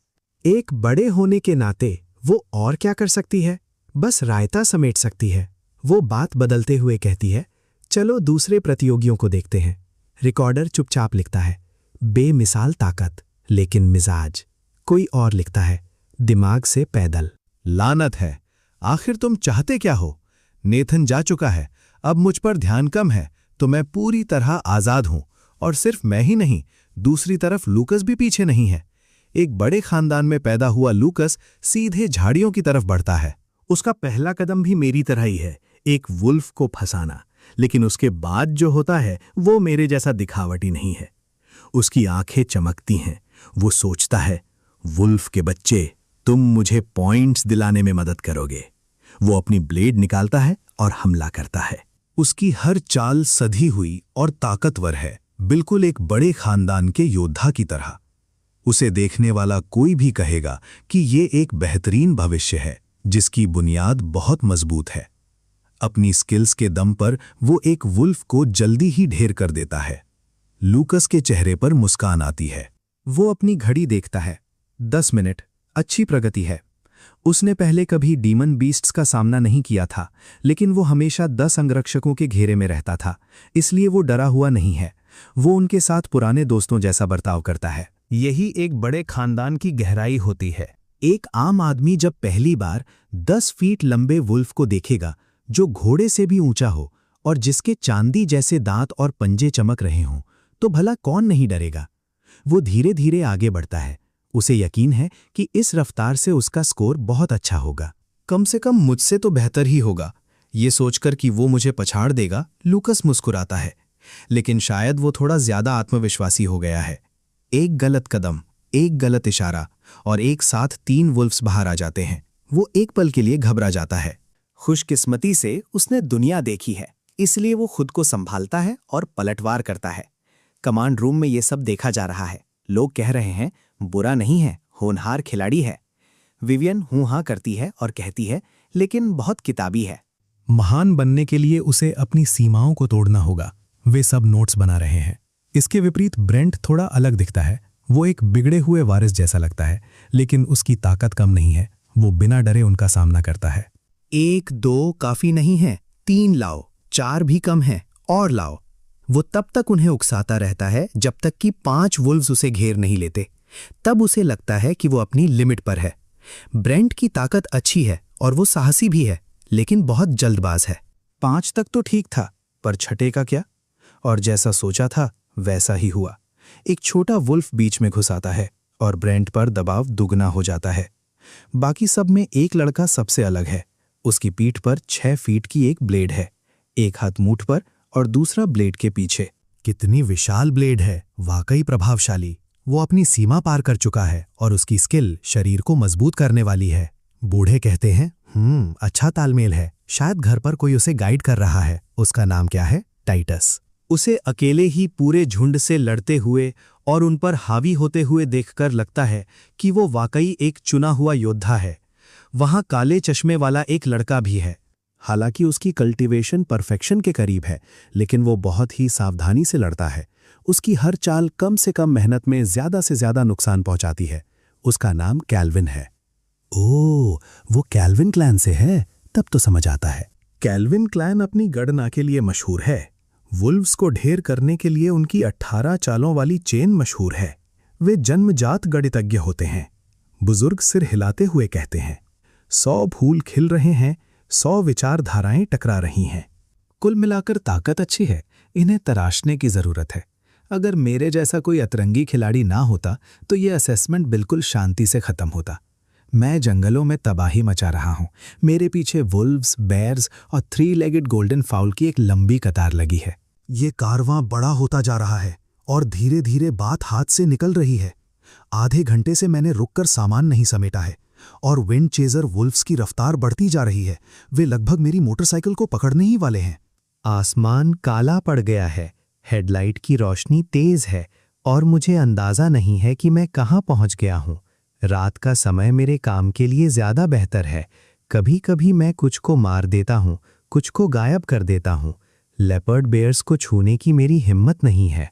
वे ऐसी चीज लगते हैं जिनसे पंगा नहीं लेना चाहिए, इसलिए मैं वुल्व्स तक ही सीमित हूं।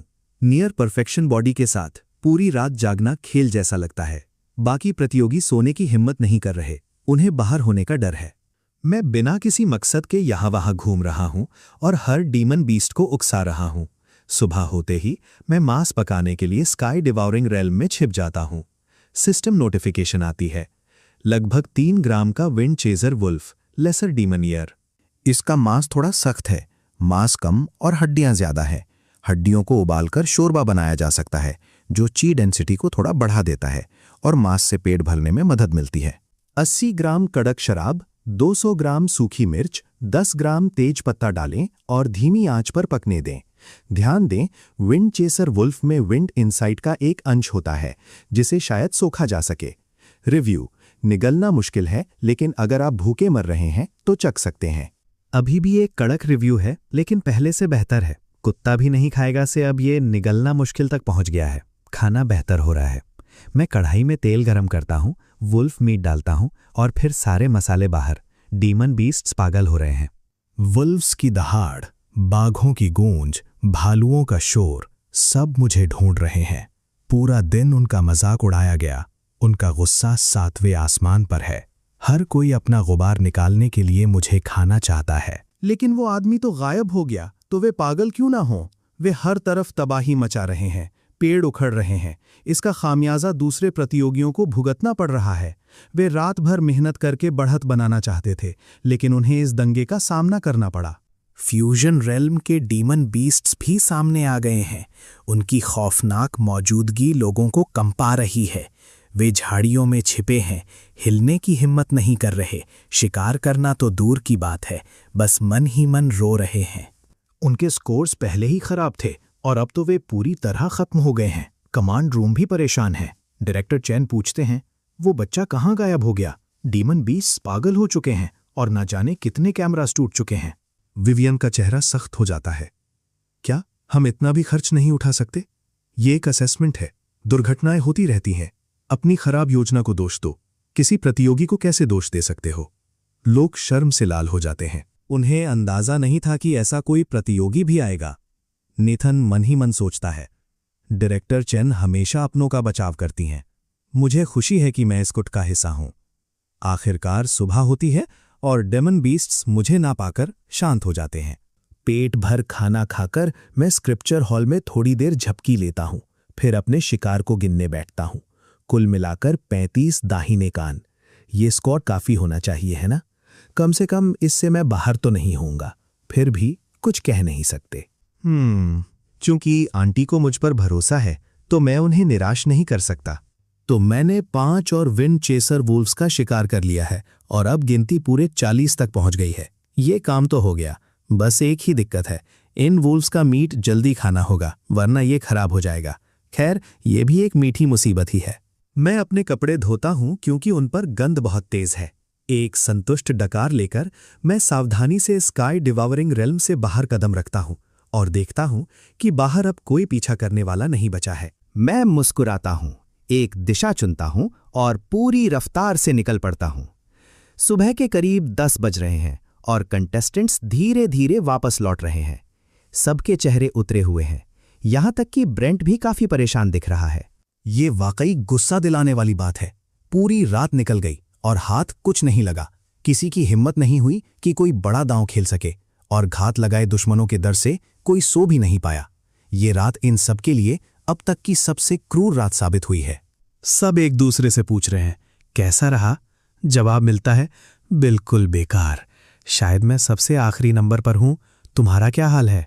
दूसरा जवाब देता है मेरा भी वही हाल है, बस दिन में जो थोड़ा बहुत मिला वही है। मेरा तो इस बार पत्ता साफ है। घर पहुंचते ही डैड मुझे चांद से मार देंगे, एक ही बार में खेल खत्म।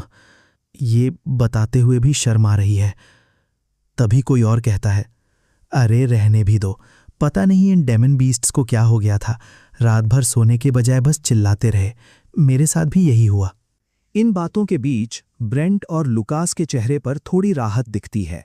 वे सोच रहे हैं कि अगर सबका यही हाल है तो रैंकिंग्स में ज्यादा बदलाव नहीं होगा। उनकी नजरें कैल्विन और टाइटस पे टिकी हैं, जो उनके असली राइवल्स हैं। वे सोच रहे हैं कि उन दोनों ने कैसा परफॉर्म किया होगा। जब लगभग सब इकट्ठा हो जाते हैं तब असेसमेंट टीम वहां पहुंचती है और अपनी घड़ी देखती है। सिर्फ 3 मिनट बचे हैं। जो समय पर नहीं लौटेगा उसे एलिमिनेट कर दिया जाएगा। हर कोई आसपास देख रहा है। लूकस मुझे ढूंढ रहा है और मन ही मन मुस्कुरा रहा है। वो सोचता है अभी तक वापस नहीं आया, मतलब अब वो नहीं आने वाला। ब्रेंट भी थोड़ा उलझन में है। कागजों पर मेरी ताकत बुरी नहीं है, तो फिर मैं वापस आने में नाकाम कैसे हो सकता हूं? सिर्फ 1 मिनट बचा है और जैसे ही अनाउंसमेंट होने वाली होती है, एक इंजन की दहाड़ सुनाई देती है। एक नौजवान तेजी से अंदर आता है, ड्रिफ्ट मारकर रुकता है और छलांग लगाकर नीचे उतरता है। लूकस की आंखें फटी की फटी रह जाती हैं और मैं उसकी ये हालत देख लेता हूं। मैं अपना बैग उठाता हूं और मुस्कुराते हुए पूछता हूं, क्यों? क्या तुम्हें हैरानी हो रही है कि मैं वापस आ गया? लूकस बस गुर्राता है और कुछ नहीं कहता। मुझे फर्क नहीं पड़ता और मैं भीड़ में शामिल हो जाता हूं। वे लोग जिनकी मोटरसाइकिल मैंने ली थी मन ही मन रो रहे हैं। वे सोच रहे हैं कि ये आफत अभी तक जिंदा कैसे है। दूसरों को भले ही ना पता हो कि उस दंगे की असली वजह क्या थी, लेकिन इसे तो जरूर पता होगा। हवा में फैली नफरत को महसूस करते हुए भी उनकी बोलने की हिम्मत नहीं होती। वे सबको नाराज करने का जोखिम नहीं उठा सकते। आखिर में उनमें से कुछ मेरे पीछे खड़े हो जाते हैं और फुसफुसाते हैं, बॉस, क्या हम अब से आपके साथ रह सकते हैं? इससे पहले कि मैं जवाब दूं, असेसमेंट टीम बोल पड़ती है। समय खत्म हुआ, अब हम स्कोर्स का हिसाब करेंगे। स्टाफ एंट्रेंस को सील कर देता है। अब इसके बाद आने वाले किसी भी खिलाड़ी को कोई स्कोर नहीं मिलेगा। अब मुझे एहसास होता है कि मैं बिल्कुल आखिरी मौके पर पहुंचा हूं। थोड़ी राहत महसूस होती है। अगर मैं ज्यादा देर तक सोता रहता तो मेरा खेल खत्म था। मैं अपने पीछे उन 3 लड़कों को बात करते हुए सुनता हूं। जिस बाइक को मैंने दान किया था उसकी वजह से उनसे दोस्ती हो गई है, तो उन्हें इग्नोर करना बदतमीजी होगी। तुम लोगों ने अभी क्या कहा? वे कुछ पल के लिए एक दूसरे को देखते हैं और फिर रिलैक्स हो जाते हैं। तो उन सबकी बाइक भी छीन ली गई थी। सामने खड़ा एक लड़का जिसके चेहरे पर मुहासे हैं अपनी बात दोहराता है। बॉस, हमें अपने साथ रहने दीजिए। मैं हंस पड़ता हूं। मेरे साथ? ये एक सिलेक्शन प्रोसेस है, हम सब यहां कॉम्पिटिटर हैं। वे अपना सिर हिलाते हैं। हमारा मतलब इसके बाद से है। आप जिस भी अकेडमी में जाएंगे हम वहीं आएंगे। हमने सुना है कि वहां टीम बनाई जा सकती है। मुझे थोड़ी देर बाद बात समझ आती है और मैं मुस्कुराता हूं। पहले यहां से बाहर निकलते हैं। मुझे अपनी टीम में कोई कमजोर खिलाड़ी नहीं चाहिए। तभी असेसमेंट टीम चिल्लाती है, शांत हो जाओ। मैं थोड़ा सकपका जाता हूं। वे मुझे गुस्से से घूर रहे हैं। आखिर मैंने उनके लिए इतना काम जो बढ़ा दिया है और ऊपर से मैं अभी भी फुसफुसा रहा हूं। एक शब्द और बोला तो तुम्हें डिस्क्वालीफाई कर दिया जाएगा। वहां एकदम सन्नाटा छा जाता है। मैं बेबस हूं। मुझे गुस्से की एक लहर महसूस होती है, जबकि मैंने कुछ किया भी नहीं। अभी कुछ दिन पहले तक ये सब मुझे देखकर मुस्कुरा रहे थे। यहां तक कि सामने खड़े इस आदमी ने अपने मील कार्ड से मुझे खाना भी खिलाया था। दोस्ती की नाव एक ही दिन और रात में कैसे डूब गई? स्कोर्स गिनने में आधा घंटा लगता है और नतीजा सबको हैरान कर देता है। पहले नंबर पर ना मैं हूं, ना टाइटस, ना कैल्विन और ना ही ब्रेंट या लूकस, बल्कि वो इंसान है जिस पर किसी ने ध्यान ही नहीं दिया था। Silas, 53 years, first place. वहां तुरंत शोर मच जाता है। ये साइलस कौन है? इसके बारे में कभी नहीं सुना। क्या इसका नाम शॉ है? 13 सिटीज में ऐसा कोई बड़ा क्लैन तो नहीं है? टीम उनकी बातों को अनसुना कर देती है और भीड़ में खड़े एक लंबे दुबले और सांवले लड़के से बात करती है। बधाई हो साइलस, पहले राउंड में तुम पहले स्थान पर हो, 53 पॉइंट्स। पल भर में कई लोग इस बात को मानने से इनकार कर देते हैं, खासकर ब्रेंट। वो बहुत खुश था और उसे यकीन था कि वही जीतना चाहिए, लेकिन अब वो बहुत पीछे रह गया है। किसी की ये कहने की हिम्मत नहीं है कि इसमें कोई धांधली हुई है, क्योंकि ये नामुमकिन है।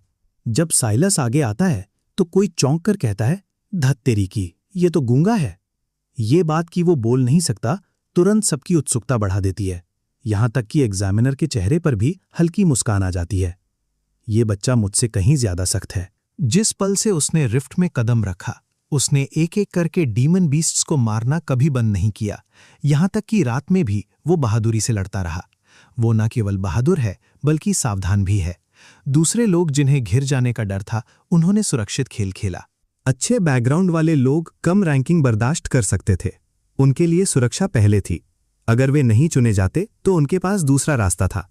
लेकिन साइलस के लिए ये एक दुर्लभ मौका है। हमारे शहर का एक आम लड़का पहले स्थान पर आया है। मैं उसकी इज्जत करता हूं। ये लड़का वाकई मेहनत का बादशाह है। बातें चारों तरफ फैलने लगती हैं। किसी इतने मेहनती इंसान के लिए ऐसा नतीजा जायज है। इसके बाद दूसरे नंबर पर है Titus of the capital, 48 years. तीसरे नंबर पर कैल्विन, 45। ब्रेंट का चेहरा और भी काला पड़ता जा रहा है। उसके पास सिर्फ 38 पॉइंट्स हैं, यानी वो टॉप 3 से बाहर है।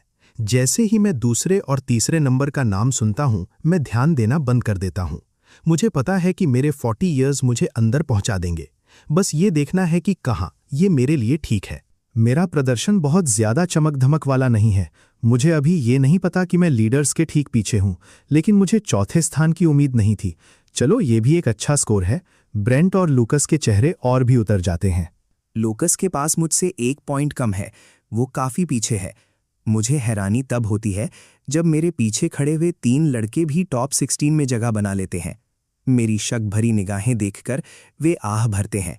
बॉस, हम आपसे थोड़े कमजोर जरूर हैं, लेकिन हम कचरा नहीं है। मुझे उम्मीद नहीं थी कि मुझे टोका जाएगा और मैं झेपते हुए हंस देता हूं। मुझे बॉस कहना बंद करो, मैं बस एक साधारण इंसान हूं। मुझे केन कहो। वे तीनों ज्यादा कुछ नहीं जानते थे, इसलिए मुझे केन ही बुलाने लगे। ब्रेंट और लूकस जल भुनकर देख रहे हैं। इस कमबख्त ने अपने पीछे चेले भी बना लिए। मैंने इतनी मेहनत की और मुझे कोई नहीं मिला, तो फिर इसे कैसे मिल गए? वे जलन के मारे अपने दांत पीस रहे हैं। टॉप 16 रुकेंगे, बाकी सब घर जाएंगे। मैं थोड़ा उत्सुक हूं। स्पार्क ट्रायल्स की इंटेंसिटी थोड़ी कम लग रही है। वे किस तरह का टैलेंट चुन पाएंगे? लेकिन अगले दिन तक मेरी सोच बदल जाती है। असली इम्तिहान तो टॉप 16 का है। स्ट्रैटेजी डिवीजन के अंदाजे के मुताबिक कल 20 टाइड तीसरे डोमेन पर हमला करेगी। आप सबको अलग अलग करके 13 सिटीज की आर्मी में शामिल किया जाएगा। वो जगह जिंदगी और मौत के बीच की होगी। स्टाफ गंभीरता से कहता है। जो कोई भी डरा हुआ है वो अभी जा सकता है। उन 16 लोगों में खलबली मच जाती है। हम अभी सिर्फ स्पिरिट रेल्म में हैं और हमें बीस्ट टाइड का हिस्सा बनना होगा। ब्रेंट ये सवाल जोर से पूछता है। टीम का रवैया सख्त है। यही नियम है, अगर शामिल होना है तो रुको, वरना डर लग रहा है तो वापस चले जाओ। फिर वही बात, नियम जिनसे कोई बहस नहीं कर सकता। अभी अपना फैसला करो। जो रुकना चाहते हैं वे आगे आएं। भीड़ हिचकिचाती है। साइलस आगे बढ़ता है और टाइटस और बाकी सब उसके पीछे चलते हैं। जाहिर है मैं भी पीछे नहीं हटूंगा। मैं यहां किस लिए आया हूं? टीम हमें मरने के लिए नहीं भेजेगी। कोई दबाव नहीं है। मैं बिना किसी हिचकिचाहट के बाहर कदम रखता हूं। अपने बॉस को बाहर निकलते देख वे 3 चेले भी स्वाभाविक रूप से पीछे पीछे आ जाते हैं। 16 में से 5 लोग पीछे हट जाते हैं। आखिरकार टीम मुस्कुराती है। ये तो बस हिम्मत का पहला दरवाजा था। जो बीस्ट टाइड का सामना करने की हिम्मत नहीं रखता, उसे 13 सिटीज के लिए लड़ने का क्या हक है? अच्छा हुआ कि आप सब पास हो गए। ये कदम बहुत जरूरी है। यहां से उन 16 लोगों को समझ आ जाता है कि मुकाबले की कठिनाई बढ़ गई है और मानसिक दबाव तेजी से ऊपर जा रहा है। बहुत अच्छे, बुरा नहीं है। चूंकि आप सब रुक रहे हैं तो चलिए आगे बढ़ते हैं। टीम जानती है कि आप सब जीनियस हैं। आपकी कल्टीवेशन स्पिरिट रेल्म के शिखर के करीब है। बस आपकी सुरक्षा के लिए हमने आपके लिए फ्यूजन रेल्म डीमन कोर्स तैयार किए हैं। एक खड़खड़ाहट होती है, सब सुन्न रह जाते हैं। फ्यूजन रेल्म कोर्स, कोई भी खुश नहीं है, सब उलझन में है और टीम की तरफ देख रहे हैं। सिर्फ मैं ही हूं जो थोड़ा खोया हुआ हूं और अपने साथियों की तरफ मुड़ता हूं। उनमें से एक समझाता है, केन, क्या हम सब फ्यूजन रेल्म के लिए यहाँ नहीं आए थे? लेकिन किसी अनजान ग्रेड के कोर्स के लिए नहीं, हम यहाँ फाइनल रिवॉर्ड के लिए आए थे। एक साधारण डीमन कोर्स से सीमित तरक्की ही मिलती है और आगे बढ़ने के लिए बहुत मेहनत करनी पड़ती है। इसलिए वो पहला हाई ग्रेड कोर बहुत जरूरी होता है। अब एक अनजान ग्रेड का कोर थमाना, क्या ये हमें बर्बाद करने जैसा नहीं है? अब जाकर मुझे बात समझ आती है। इन सभी कंटेस्टेंट्स में से सिर्फ मैं ही हूं जिसने खुद से सब सीखा है। बाकी सब बरसों से तैयारी कर रहे हैं। मुझे ये समझ नहीं आ रहा कि टीम इतनी टेढ़ी चाल क्यों चल रही है। मुझे पता है कि तुम्हें शक है, लेकिन तुम्हारे भविष्य और तुम्हारी जान के बीच ज्यादा जरूरी क्या है? ये कोर सिर्फ मिस्टिक टीयर का है, लेकिन ये उस फासले को भरने के लिए काफी है। पहली बात तो मैं मान लूंगा, लेकिन दूसरी बात की किसे परवाह है? Mystic tier core. हम यहां सिर्फ एक शब्द के लिए आए थे, किंग। लेकिन मुझे परवाह नहीं है। एक बार जब मैं ब्रेक थ्रू कर लूंगा तो मैं बस और ज्यादा खा लूंगा। मैं उसकी भरपाई कर सकता हूं। लेकिन साइलस अपना कोर बहुत सावधानी से संभाल कर रख लेता है। ये उसके लिए उसकी पहुंच से बाहर का एक सपना है। ब्रेंट और बाकी सबके चेहरे पर नफरत साफ दिख रही है और टाइटस और केल्विन भी इसे नहीं छिपा रहे। कमांड रूम में बूढ़ा आदमी स्क्रीन की तरफ इशारा करता है। इस बच्चे की सोच बहुत मजबूत है। विवियन मुस्कुराती है। उसे समझ नहीं आ रहा यहां आने से पहले उसका इन सब चीजों से कोई वास्ता नहीं था। बूढ़ा आदमी अपना सिर हिलाता है। उसने एक्सप्लेनेशन सुनी और उसके चेहरे के हाव भाव नहीं बदले। अच्छा स्वभाव है। अब मैं उसके प्रदर्शन का इंतजार कर रहा हूं। क्या बीस्ट टाइड स्थिर है? जवाब मिलता है, ज्यादा नहीं, लेकिन हम एक अरीना तैयार कर सकते हैं। मैं खुद इसकी निगरानी करूंगा और कुछ ऐसे डीमन बीस्ट्स को जाने दूंगा जो क्राइटेरिया में फिट बैठते हों। फिर निकलो। ब्लैक विंग्ड हॉक्स पर सवार होकर हमें हवा से नीचे गिराया जाता है। ये तीसरे डोमेन का होमलैंड डिफेंस फ्रंट है। हमारा घर विशाल पेड़ आसमान की तरफ बढ़ रहे हैं और सूरज की रोशनी को रोक रहे हैं। मैं एक तने पर हाथ फेरता हूं और मुझे एक अजीब बात याद आती है। ये पेड़ इंसानों और डीमन बीस्ट्स की लाशों पर उगते हैं। जब आप किसी डीमन बीस्ट को मारते हैं तो आप सिर्फ उसका ब्लड एसेंस और कोर लेते हैं। शरीर की कोई परवाह नहीं करता। फ्रंटलाइन के सैनिक सड़न को अच्छी तरह झेल लेते हैं, इसलिए उन्हें जलाने की जरूरत नहीं होती। शहरों के अंदर बात अलग होती है। आम लोग इसे बर्दाश्त नहीं कर सकते, इसलिए रिफ्ट से भागने वाले डीमन बीस्ट्स को जलाना जरूरी होता है। यहाँ हर तरफ मलबा बिखरा पड़ा है, जिसमें 99% डीमन की लाशें हैं। शहीद हुए इंसानी साथियों को जहां तक हो सके वापस ले जाया जाता है, ताकि गिरे हुए पत्ते अपनी जड़ों में लौट सकें। मैं इन फालतू ख्यालों को झटक देता हूं और नक्शा बाहर निकालता हूं। शुरू से अंत तक पहले चरण का काम आसान है। मार्क किए गए पॉइंट तक पहुंचो, एक कॉम्बैट स्क्वाड में शामिल हो जाओ और दूसरे चरण का काम शुरू करो। लेकिन इस बार ये थोड़ा अलग है। हे कंटेस्टेंट केन, अगर मेरी आवाज सुन रहे हो तो जवाब दो। तुम्हारा रिकॉर्डर टेढ़ा है। मैं बेबसी से जवाब देता हूं। वायट, मैं यही हूं। इस चीज को खोया नहीं जा सकता। इसे खोने का मतलब है हार मान लेना। क्या थोड़ा साइड बिजनेस करना चाहोगे? अब मुश्किल है, सिर दर्द हो रहा है। मैं इसे कैसे सुलझाऊं? मेरी आंखें तेजी से घूमती हैं और किसी भी मुसीबत का हल निकालने का कोई ना कोई रास्ता हमेशा होता है। मैं निकल पड़ता हूं। कुछ कदम चलने के बाद मैं रुक जाता हूं। धत तेरी की, यहां तो बहुत सारे डीमन बीस्ट्स हैं। मेरी नाक गंध से फटने वाली है। बीस्ट टाइड वाकई अपने नाम के मुताबिक है, लेकिन मैं खुश हूं कि मौका मिल गया है।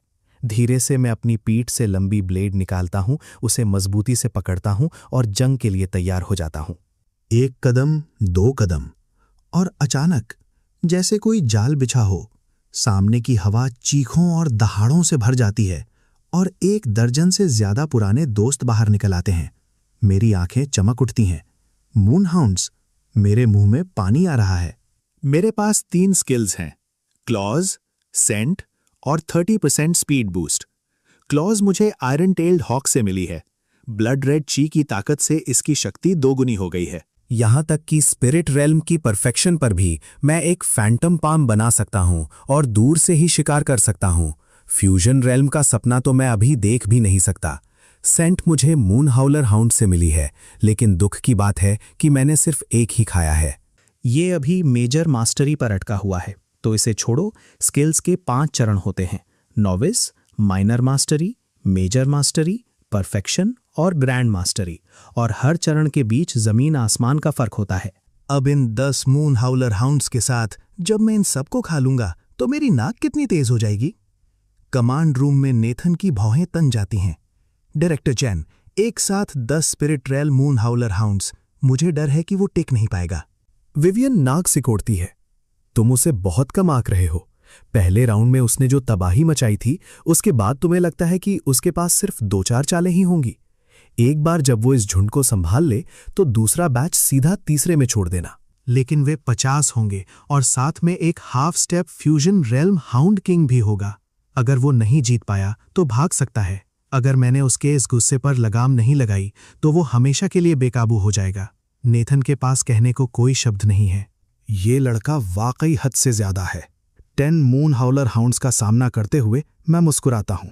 आ जाओ मेरे प्यारों। मैं करीब 15 फीट ऊंचे पेड़ पर छलांग लगाता हूं और अपनी ब्लेड बाहर निकालता हूं। अगले ही पल ब्लड रेड क्लॉज एक विशाल हाथ का रूप ले लेती हैं, म्यान को मजबूती से पकड़ती हैं और हवा में एक जोरदार वार करती हैं। सामने खड़े 3 मून हाउलर हाउंड्स के सिर पलक झपकते ही धड़ से अलग हो जाते हैं। नेथन चिल्ला उठता है, धत तेरी की, ये लड़का तो पागल है। बाकी सब भी स्क्रीन के पास जमा हो जाते हैं। सबके चेहरों पर हैरानी साफ दिख रही है। ये वही लड़का है जिसने राउंड 1 में हर तरफ तबाही मचाई थी। हे भगवान, इसकी उम्र ही क्या है? अभी महज एक हाई स्कूल सीनियर है और इसने पहले ही अपनी एक स्किल को परफेक्शन तक पहुंचा दिया है। क्या ये कोई जीनियस है या बस दिन रात मेहनत करने वाला एक ग्राइंडर? अब समझ आया कि इसने राउंड 1 में इतनी हिम्मत कैसे दिखाई। इसके पास वाकई में असली स्किल है। हाई स्कूल में रहते हुए किसी स्किल को परफेक्शन पर ले जाना सीधा अकेडमी का एंट्री टिकट दिला देता है। लेकिन यही बात सबको परेशान कर रही है कि फिर ये स्पार्क ट्रायल्स में क्यों आया। जैसे ही वे इसकी फाइल खोलते हैं, कमरे में सन्नाटा छा जाता है। कुछ तो शर्मिंदगी महसूस करने लगते हैं। हे भगवान, ये बच्चा असल में क्रीमेटोरियम से आया है। इसके माँ बाप क्या सोच रहे थे? ये तो पूरी तरह से एक वेस्ट ऑफ अ पर्सन है। नेथन को पहले से ही पूरी कहानी पता थी। वो बस शांत खड़ी विवियन की तरफ देखता है और पूछता है, डायरेक्टर चेन, क्या आपको पहले से पता था कि केन इतना ताकतवर है? विवियन हल्की मुस्कान के साथ जवाब देती है, आखिरकार वो मेरा अपना आदमी है। पूरा कमरा दंग रह जाता है उन 3 मून हाउलर हाउंड्स को मारने के बाद। पीछे खड़े 7 और हाउंड्स गुस्से में आ जाते हैं और एक साथ मुझ पर हमला कर देते हैं। उनके मुंह से रोशनी के चमकते हुए गोले निकलते हैं। मेरे शरीर में एक सिहरन दौड़ जाती है। मैं जानता हूं कि ये मून हाउलर हाउंड की सबसे बड़ी एबिलिटी है, जिसे रेंज्ड मून डिस्क कहते हैं। फुर्ती से बचते हुए मैं उनके हमले को चकमा देता हूं और मेरे पीछे वाला विशाल पेड़ फट जाता है, लेकिन मैं पीछे नहीं हटता। मेरी ब्लेड तेजी से घूमती है और एक भयानक लड़ाई शुरू हो जाती है। 10 मिनट बाद मेरे चेहरे पर एक मुस्कान है। मैं सीधा खड़ा होता हूं और अपनी ब्लेड पर लगा खून साफ करता हूं। बस इतना ही था। इस उम्र में अकेले 10 same tier moon howler hounds का सामना करना ही इसे टॉप ऑफ द क्लास बना देता है। जैसे ही मैं उनकी बॉडीज इकट्ठा करने वाला होता हूं, मेरी आंखें फटी की फटी रह जाती हैं।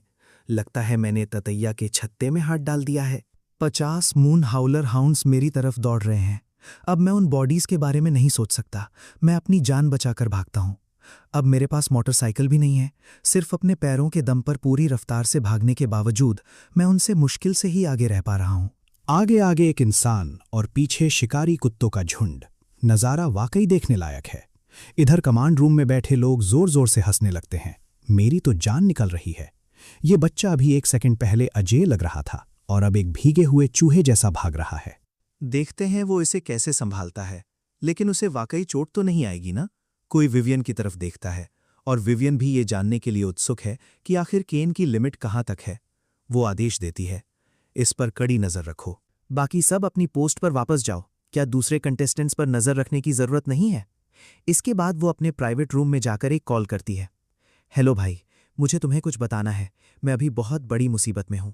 सबसे नज़दीकी मून हाउलर हाउंड मुझसे 15 फीट से भी कम दूरी पर है और मैं उसके हमलों को महसूस कर सकता हूँ। मैं मन ही मन रो रहा हूँ कि अब और बर्दाश्त नहीं होता। अगर मैंने ये कैमरा नहीं पकड़ा होता तो मैं पक्का स्काई डिवाउरिंग रेल्म में छिप जाता। मैं अनजाने में कैमरा को ढकता हूं और तभी एक मून हाउलर हाउंड मुझ पर झपट्टा मारता है।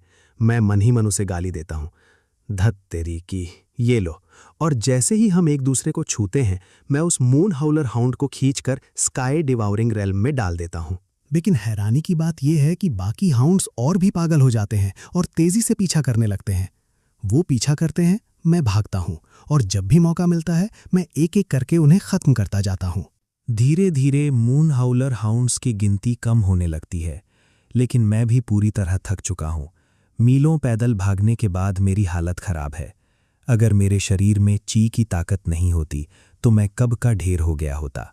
जब सिर्फ 6 या 7 हाउंड्स बचते हैं तो आधी लाल आंखों वाला एक मून हाउलर हाउंड दहाड़ता है और मेरा दिल बैठ जाता है। मैंने बहुत पहले ही देख लिया था कि यही उनका लीडर है। उसके ऑरा को महसूस करके मैं समझ जाता हूं कि मैं इससे सीधे नहीं लड़ सकता। ये कम से कम एक फ्यूजन रेल्म हाउंड है। मैं और भी तेजी से भागता हूं, पीछे मुड़कर देखने की हिम्मत तक नहीं होती। ना जाने कितने घंटों तक भागने के बाद अचानक मुझे एहसास होता है कि मून हाउलर हाउंड्स ने पीछा करना छोड़ दिया है। वो हाफ स्टेप फ्यूजन रेल्म वाला लीडर मेरी हर हरकत पर नजर रख रहा है, लेकिन वो करीब आने की हिम्मत नहीं कर रहा। उसकी आंखें गुस्से में मेरी तरफ जमी हुई हैं, पर वो एक कदम भी आगे नहीं बढ़ रहा। उसे पीछा छोड़ते देख मैं राहत की सांस लेता हूं। 5-6 मिनट और भागने के बाद मैं एक पेड़ पर चढ़ता हूं और जोर से सांस लेता हूं। वो चीज वाकई बहुत खतरनाक थी। उसकी नाक अभी भी तेज है, उससे पीछा छुड़ाना नामुमकिन है। हाँ, मून हाउलर हाउंड की सूंघने की शक्ति बहुत तेज होती है। मैंने सुना है कि एक सेंट मास्किंग पाउडर आता है, लेकिन मेरे पास वो नहीं है। मुझे ऐसी चीजें कौन ला कर देगा? लेकिन जब मैं मैप देखता हूं तो मेरे माथे पर बल पड़ जाते हैं। मैं बहुत परेशान हूं। आखिर मैं हूं कहाँ? ये जगह तो मैप से बहुत पहले ही मेल खाना बंद कर चुकी है और मुझे अंदाजा भी नहीं है कि मैं कहाँ पहुंच गया हूं। तभी एक आसमान हिला देने वाली दहाड़ गूंजती है, जिससे मेरा सिर चकराने लगता है। मैं खुद को पेड़ के तने से सटा लेता हूं और उस आवाज की तरफ देखता हूं। मैं दंग रह जाता हूं। काले कपड़ों में 5 लोग जो मिलिट्री के लग रहे हैं और जिनकी आस्तीन पर एक टाइगर एम्ब्लम है, एक 30 फीट ऊंचे बेहीमत से लोहा ले रहे हैं। वो 5 अलग अलग दिशाओं से उसे घेरे हुए हैं और रेंज्ड स्किल्स का इस्तेमाल कर रहे हैं। मैं इतना हैरान हूं कि मेरा मुंह खुला का खुला रह गया है। वाह, हरिकेन बीस्ट की विंड सर्ज! क्या ये हरिकेन बीस्ट की सिग्नेचर स्किल नहीं है? हे भगवान, वो क्या है? एक फ्लेम एरो, जो मैग्मा बहीमत की खासियत है। उन 5 की तकनीकें कल्टीवेटर स्टोरी डाइजेस्ट से ली गई हैं, जिन्हें वो बड़ी आसानी से संभाल रहे हैं। उनकी काबिलियत मामूली नहीं है। सबसे बड़ी बात यह है कि वो बहीमत भी उनके हमलों को चकमा दे रहा है। एक स्किल चूक जाती है, जमीन पर लगती है और आग लग जाती है। आगे खड़ा योद्धा उस आग को रोकने की कोशिश करता है, लेकिन वो और तेज हो जाती है। मैं डर के मारे हिल भी नहीं पा रहा हूं। अपनी कलाई को जोर से पकड़ रखा है ताकि किसी भी पल स्काई डिवाउरिंग रेल्म में भाग सकूं। ये लड़ाई मुझसे कम आधा मील दूर है, फिर भी मैं उसकी गर्मी और शोर को महसूस कर सकता हूं। मेरी आंखों में एक चमक आती है। एक कल्टीवेटर ऐसा होता है? क्या ये फ्यूजन रेल्म हो सकता है? लेकिन अगले ही पल मुझे लगता है कि मैं गलत हूं। वो बेहमत पागल हो जाता है और ऐसी ताकत छोड़ता है कि मेरा खड़ा होना मुश्किल हो जाता है। ये पक्का फ्यूजन रेल्म नहीं है। फ्यूजन रेल्म इतना भयानक नहीं हो सकता। फिर ये शायद मिस्टिक रेल्म होगा। लेकिन अगले ही पल मैं फिर से गलत साबित होता हूं। जैसे ही बहीमत पलटवार करता है, वो 5 भी अपनी अल्टीमेट मूव्स निकाल लेते हैं। उनका लीडर शांति से कहता है, सप्रेस। एक जोरदार धमाके के साथ आधा मील दूर होने के बावजूद मैं एक अजीब सी हालत में पहुंच जाता हूं। इस एहसास को क्या नाम दूं? गुलामी या आज्ञाकारिता? मुझे समझ नहीं आ रहा। मेरे माथे से पसीना बह रहा है, मेरे जबड़े भिंजे हुए हैं। एक किंग्स डोमेन। मेरी हालत खराब हो रही है। किंग टियर यानी साक्षात भगवान। एक आम इंसान पूरी जिंदगी में कभी किंग टियर से नहीं मिलता और अब एक मेरे ठीक सामने खड़ा है। अगर मैं डर के मारे झुका हुआ नहीं होता तो मैं खुशी से झूम उठता। उस आदमी ने भी हल्का सा माथा सिकोड़ा और मेरी तरफ एक नजर डाली।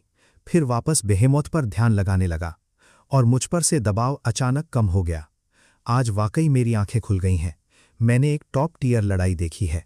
एक किंग टियर की लड़ाई को मैं आसमान छूने वाली तो नहीं कहूंगा, लेकिन इसे जमीन हिला देने वाली जरूर कहा जा सकता है। इस नज़ारे को देखने के लिए मैं दबाव के बावजूद खुद को रुकने पर मजबूर करता हूं। मैं यहां आ ही गया हूं तो जल्दी जाना क्या बर्बादी नहीं होगी? किंग टियर की लड़ाई रोज रोज देखने को नहीं मिलती। वो बहीमत भी कुदरती तौर पर किंग टियर का ही है। वरना एक किंग टियर और 4 मिस्टिक टियर के मास्टर मिलकर उसे मारने की कोशिश क्यों करते? आधे घंटे बाद लड़ाई खत्म होती है, एक आइस स्पाइक गिरता है और वो डीमन बीस्ट मर जाता है। वो किंग टियर आदमी एक लंबी सांस लेता है और मैदान साफ करता है, उसका ब्लड एसेंस और कोर निकालता है। एक पल में वो मेरे सामने खड़ा होता है। वो पूछता है, बच्चे तुम कहाँ से आए हो? यहां बाहर क्या कर रहे हो? मैं अपना कैमरा और पसीना पोंछता हूं। सर, मैं असेसमेंट में कंटेस्टेंट हूं। मैं उसे मून हाउलर हाउंड्स द्वारा पीछा किए जाने की पूरी कहानी सुनाता हूं। वो हंसता है। ओह नन्हे उस्ताद, क्या ये ऐसी जगह है जहां तुम बिना सोचे समझे घूम सको? तुम्हारा टेस्ट आउटर जोन में है, ये इनर जोन है। तुम किस्मत वाले हो कि एक किंग टियर डीमन बीस्ट की मौजूदगी ने सबको डरा रखा था, वरना जैसे ही तुमने यहां कदम रखा था, एक चूहा भी तुम्हारा काम तमाम कर सकता था। यहां की सबसे कमजोर चीज की ताकत भी ग्लोरी टियर की है। मैं सन रह गया। मैं वाकई बहुत हवा में उड़ रहा था। स्काई डिवॉरिंग रेल्म के भरोसे बैठा था कि अगर जीत नहीं पाया तो भाग जाऊंगा, लेकिन क्या होगा अगर दुश्मन अपनी जगह से हिला ही नहीं? एक पल में वो मुझे मार सकता है। मेरे अंदर डर की एक लहर दौड़ जाती है। अब मुझे खौफ महसूस हो रहा है। वो मुस्कुराता है, खासकर मेरा नाम सुनने के बाद। वो कहता है, ठीक है, आधे दिन तक कोई डीमन गीस्ट यहां वापस नहीं आएगा। हम इनर टेरिटरी की मदद के लिए और गहराई में जा रहे हैं। ये लो मैप, अपना रास्ता खुद ढूंढ लो। मैं मैप ले लेता हूं। ये एक असली स्ट्रेटेजिक मैप है, मेरे वाले से कहीं बेहतर। मैं कहता हूं, सर तो मैं इसे रख लेता हूं, आप क्या इस्तेमाल करेंगे? वो जवाब देता है, क्या मुझे इस चीज की जरूरत लगती है? बहस बंद करो और निकलो यहां से। मैं जाना तो चाहता हूं और जानता हूं कि ये खतरनाक है, लेकिन मेरा मन नहीं मान रहा। मैं बार बार पीछे मुड़कर देख रहा हूं। वो मेरी बात समझ जाता है। क्या हुआ, कभी किंग टियर डीमन बीस्ट नहीं देखा और देखना चाहते हो? मैं शर्मिंदगी से मुस्कुराता हूं। सच में नहीं देखा और मुझे बहुत जिज्ञासा है। मेरी हैरानी का ठिकाना नहीं रहता जब वो मुझे खींचकर सीधे उस डीमन बीस्ट की लाश के पास ले जाता है। मेरी सांसें तेज हो जाती हैं। जितना देखना है देख लो, मन भर जाए तो यहां से दफा हो जाना। फिर वो उन काले कपड़े वाले आदमियों से कहता है, जाते जाते इस बच्चे के लिए एक क्लॉ छोड़ दो और उसमें एक छेद कर देना। उनमें से एक 1.5 फीट लंबा पंजा काटता है, उसमें छेद करता है और मेरी तरफ उछाल देता है। वो आदमी मुझे उसे थमाते हुए कहता है, अगर जिंदा रहना चाहते हो तो इसे अपने गले में लटका लो, ये तुम्हें बाहर निकलने में मदद करेगा। मैं हक्का बक्का रह गया। 1.5 फीट का चमकता हुआ पंजा मेरे गले में, और ये तो चलते वक्त मुझसे टकराता भी रहेगा। वो हंसते हुए सिर हिलाता है। मैं अपने दांत पीसता हूं और उसे पहन लेता हूं। इसका वजन बहुत ज्यादा है, इसलिए मुझे इसे सावधानी से संभालना पड़ता है। ठीक है, अब देख लो, हम जा रहे हैं। 2 घंटे के भीतर आउटर जोन में वापस पहुंच जाना। वो और उसके आदमी एक ही छलांग में ओझल हो जाते हैं। मैं उस बहीमत को देखता हूं। मेरे मुंह में पानी आ रहा है। हे सर, आपका नाम क्या है? दूर से एक आवाज आती है, सरनेम मो। प्रिंसिपल का सरनेम भी मो ही है। उनका बेटा तो बहुत काबिल निकला। क्या ये प्रिंसिपल का बेटा हो सकता है? लेकिन अगर बेटा इतना कमाल का है तो बाप कैसे नहीं होगा? मुझे कुछ समझ नहीं आ रहा, इसलिए मैं सिर हिलाता हूं और बात छोड़ देता हूं। कैमरा पकड़कर मैं ऐसे नाटक करता हूं जैसे डीमन बीस्ट की जांच कर रहा हूं। 10 मिनट बाद मैं लेंस को ढकने के लिए तिरछा होता हूं और पलक झपकते ही उस लाश को स्काई डिवॉरिंग रेल्म में डाल देता हूं। मेरा दिल जोरों से धड़क रहा है। एक किंग टियर, जरा सोचो, इसे खाकर मैं कितना ताकतवर बन जाऊंगा। इसने हवा, बारिश और आवाज की लहरों पर काबू पा लिया था और इसकी रफ्तार भी बहुत तेज थी, इतनी तेज कि 5 लोगों का घेरा भी इसे मुश्किल से रोक पाया। मैंने इसकी साउंड वेव अटैक को खुद महसूस किया है। अगर मैं इसे खा लूं तो मैं कितना भयानक बन जाऊंगा। कहते हैं ना कि बिना रात के चारे के घोड़ा मोटा नहीं होता और बिना अचानक मिली दौलत के आदमी अमीर नहीं होता। और इस कदम के साथ मैं ऊंचाइयों को छूने वाला हूं। दूसरे लोग एक हाई क्वालिटी एबिलिटी पाने के लिए एक किंग टियर कोर के लिए अपनी जान जोखिम में डालते हैं, जबकि मुझे पूरी की पूरी लाश मिल गई। बेशक इसे सिर्फ मैं ही इस्तेमाल कर सकता हूं, लेकिन इससे ये सच नहीं बदलता कि अब मैं बहुत आगे बढ़ने वाला हूं। मांस सड़ जाएगा, सिर्फ पंजे और दांत ही काम के बचेंगे। थर्ड डोमेन को सड़ने का डर नहीं है, इसलिए रिवाज है कि सिर्फ एसेंस ही लिया जाए। उन्हें इस बात की चिंता भी नहीं है कि मैं कोई मुसीबत खड़ी करूंगा। मैं इतनी बड़ी चीज का कर ही क्या सकता हूं? इसके अलावा डीमन बीस्ट्स को ना खाना एक सख्त नियम है। मेरा मन कर रहा है कि अभी रेल्म में जाकर एक ढाल बनाऊं, एक किंग टियर क्रेप रैप तैयार करूं, लेकिन मैं खुद को रोकता हूं। यह बहुत जोखिम भरा है। ओल्ड मो ने कहा था कि मुझे 2 घंटे में बाहर निकलना है और आधा घंटा बीत चुका है, इसलिए मैं जल्दी से वापस मुड़ता हूं। मेरे चलने का तरीका अजीब लग रहा है। गले में 1.5 फीट का पंजा लटका हुआ है और हाथ में मैप लेकर मुझे आखिर सब समझ आ जाता है। ये बंटवारे की रेखा है। कोई ताज्जुब नहीं कि मून हाउलर हाउंड्स ने पीछा करना छोड़ दिया। समझदार कुत्ते हैं। जैसे ही मैं वापस आउटर जोन में कदम रखता हूं, कमांड रूम का सिग्नल वापस आ जाता है। नेथन बहुत खुश है। केन वापस आ गया है। विवियन भागकर वहां पहुंचती है। मेरा अचानक गायब होना उसे डरा चुका था। फुटेज हिल रही है और जैसे ही रिप्ले शुरू होता है, सब खामोश हो जाते हैं। नेथन धीरे से कहता है, डायरेक्टर चेन, ये बच्चा बहुत ज्यादा निडर है। अगर ऐसा ही चलता रहा तो मुझे डर है कि वो अपनी जान गंवा देगा। वो इनर जोन था, एक स्पिरिट रेल्म वाला। वहां जाने की हिम्मत भी कैसे कर सकता है? विवियन भी चुप है। फुटेज कटी फटी है लेकिन साफ है। 50 मून हाउलर हाउंड्स मेरा पीछा कर रहे हैं। ये कोई छोटा दबाव नहीं है, और ये कि मैं एक किंग्स डोमेन के नीचे भी होश में रहा, ये अपने आप में बड़ी बात है। विवियन के मन में जो विचार था वो और गहरा हो गया। नेथन पूछता है, मेजर मो शायद केन को जानते थे? क्या वो सालों से दूर नहीं थे, वापस आने में असमर्थ? विवियन के होंठों पर मुस्कान आती है। मुझे यकीन है कि उन्होंने उसकी फोटो देखी होगी। नेथन अपना माथा पीटता है। बात तो सही है, फिर भी ये बच्चा किस्मत वाला है। शुरू करने से पहले आज का पहला टारगेट सेट करते हैं। इस वीडियो पर 2K लाइक्स का एम। अगर आपको ये जर्नी पसंद आ रही है, अगर हर एपिसोड आपको फील होता है, तो लाइक बटन दबाओ और 2K का टारगेट मिलकर कंप्लीट करते हैं। आपका एक लाइक सिर्फ बटन नहीं, ये प्रूफ है कि आप इस स्टोरी का पार्ट हो। चैनल को सब्सक्राइब करके बेल ऑन कर दो ताकि हर नया एपिसोड, हर नया ट्विस्ट सबसे पहले आप तक आए। और हाँ, आज का सबसे इंपॉर्टेंट मिशन, हर इंसान एक वीडियो को 3 टाइम्स हाइप कर सकता है, तो अभी के अभी 3/3 हाइप पॉइंट्स कंप्लीट करो। ये सिर्फ नंबर्स नहीं हैं, ये डिसाइड करेगा कि नेक्स्ट एपिसोड फुल पावर के साथ आएगा या नहीं। इतनी मेहनत और टाइम लगता है हर एपिसोड में। अगर सपोर्ट स्ट्रांग रहा तो सीरीज और भी इंटेंस होगी, लेकिन अगर रिस्पॉन्स वीक रहा तो शायद ये जर्नी यहीं रुक सकती है, या फिर आगे सिर्फ मेंबर्स के लिए कंटिन्यू होगी। डिसीजन आपके हाथ में है। 2K लाइक एम कंप्लीट करो, 3/3 हाइप फिनिश करो, लाइक और सब्सक्राइब करो और कमेंट में लिखो मिशन कंप्लीट। ये सिर्फ चैनल नहीं, हमारी कम्युनिटी का पावर मोमेंट है।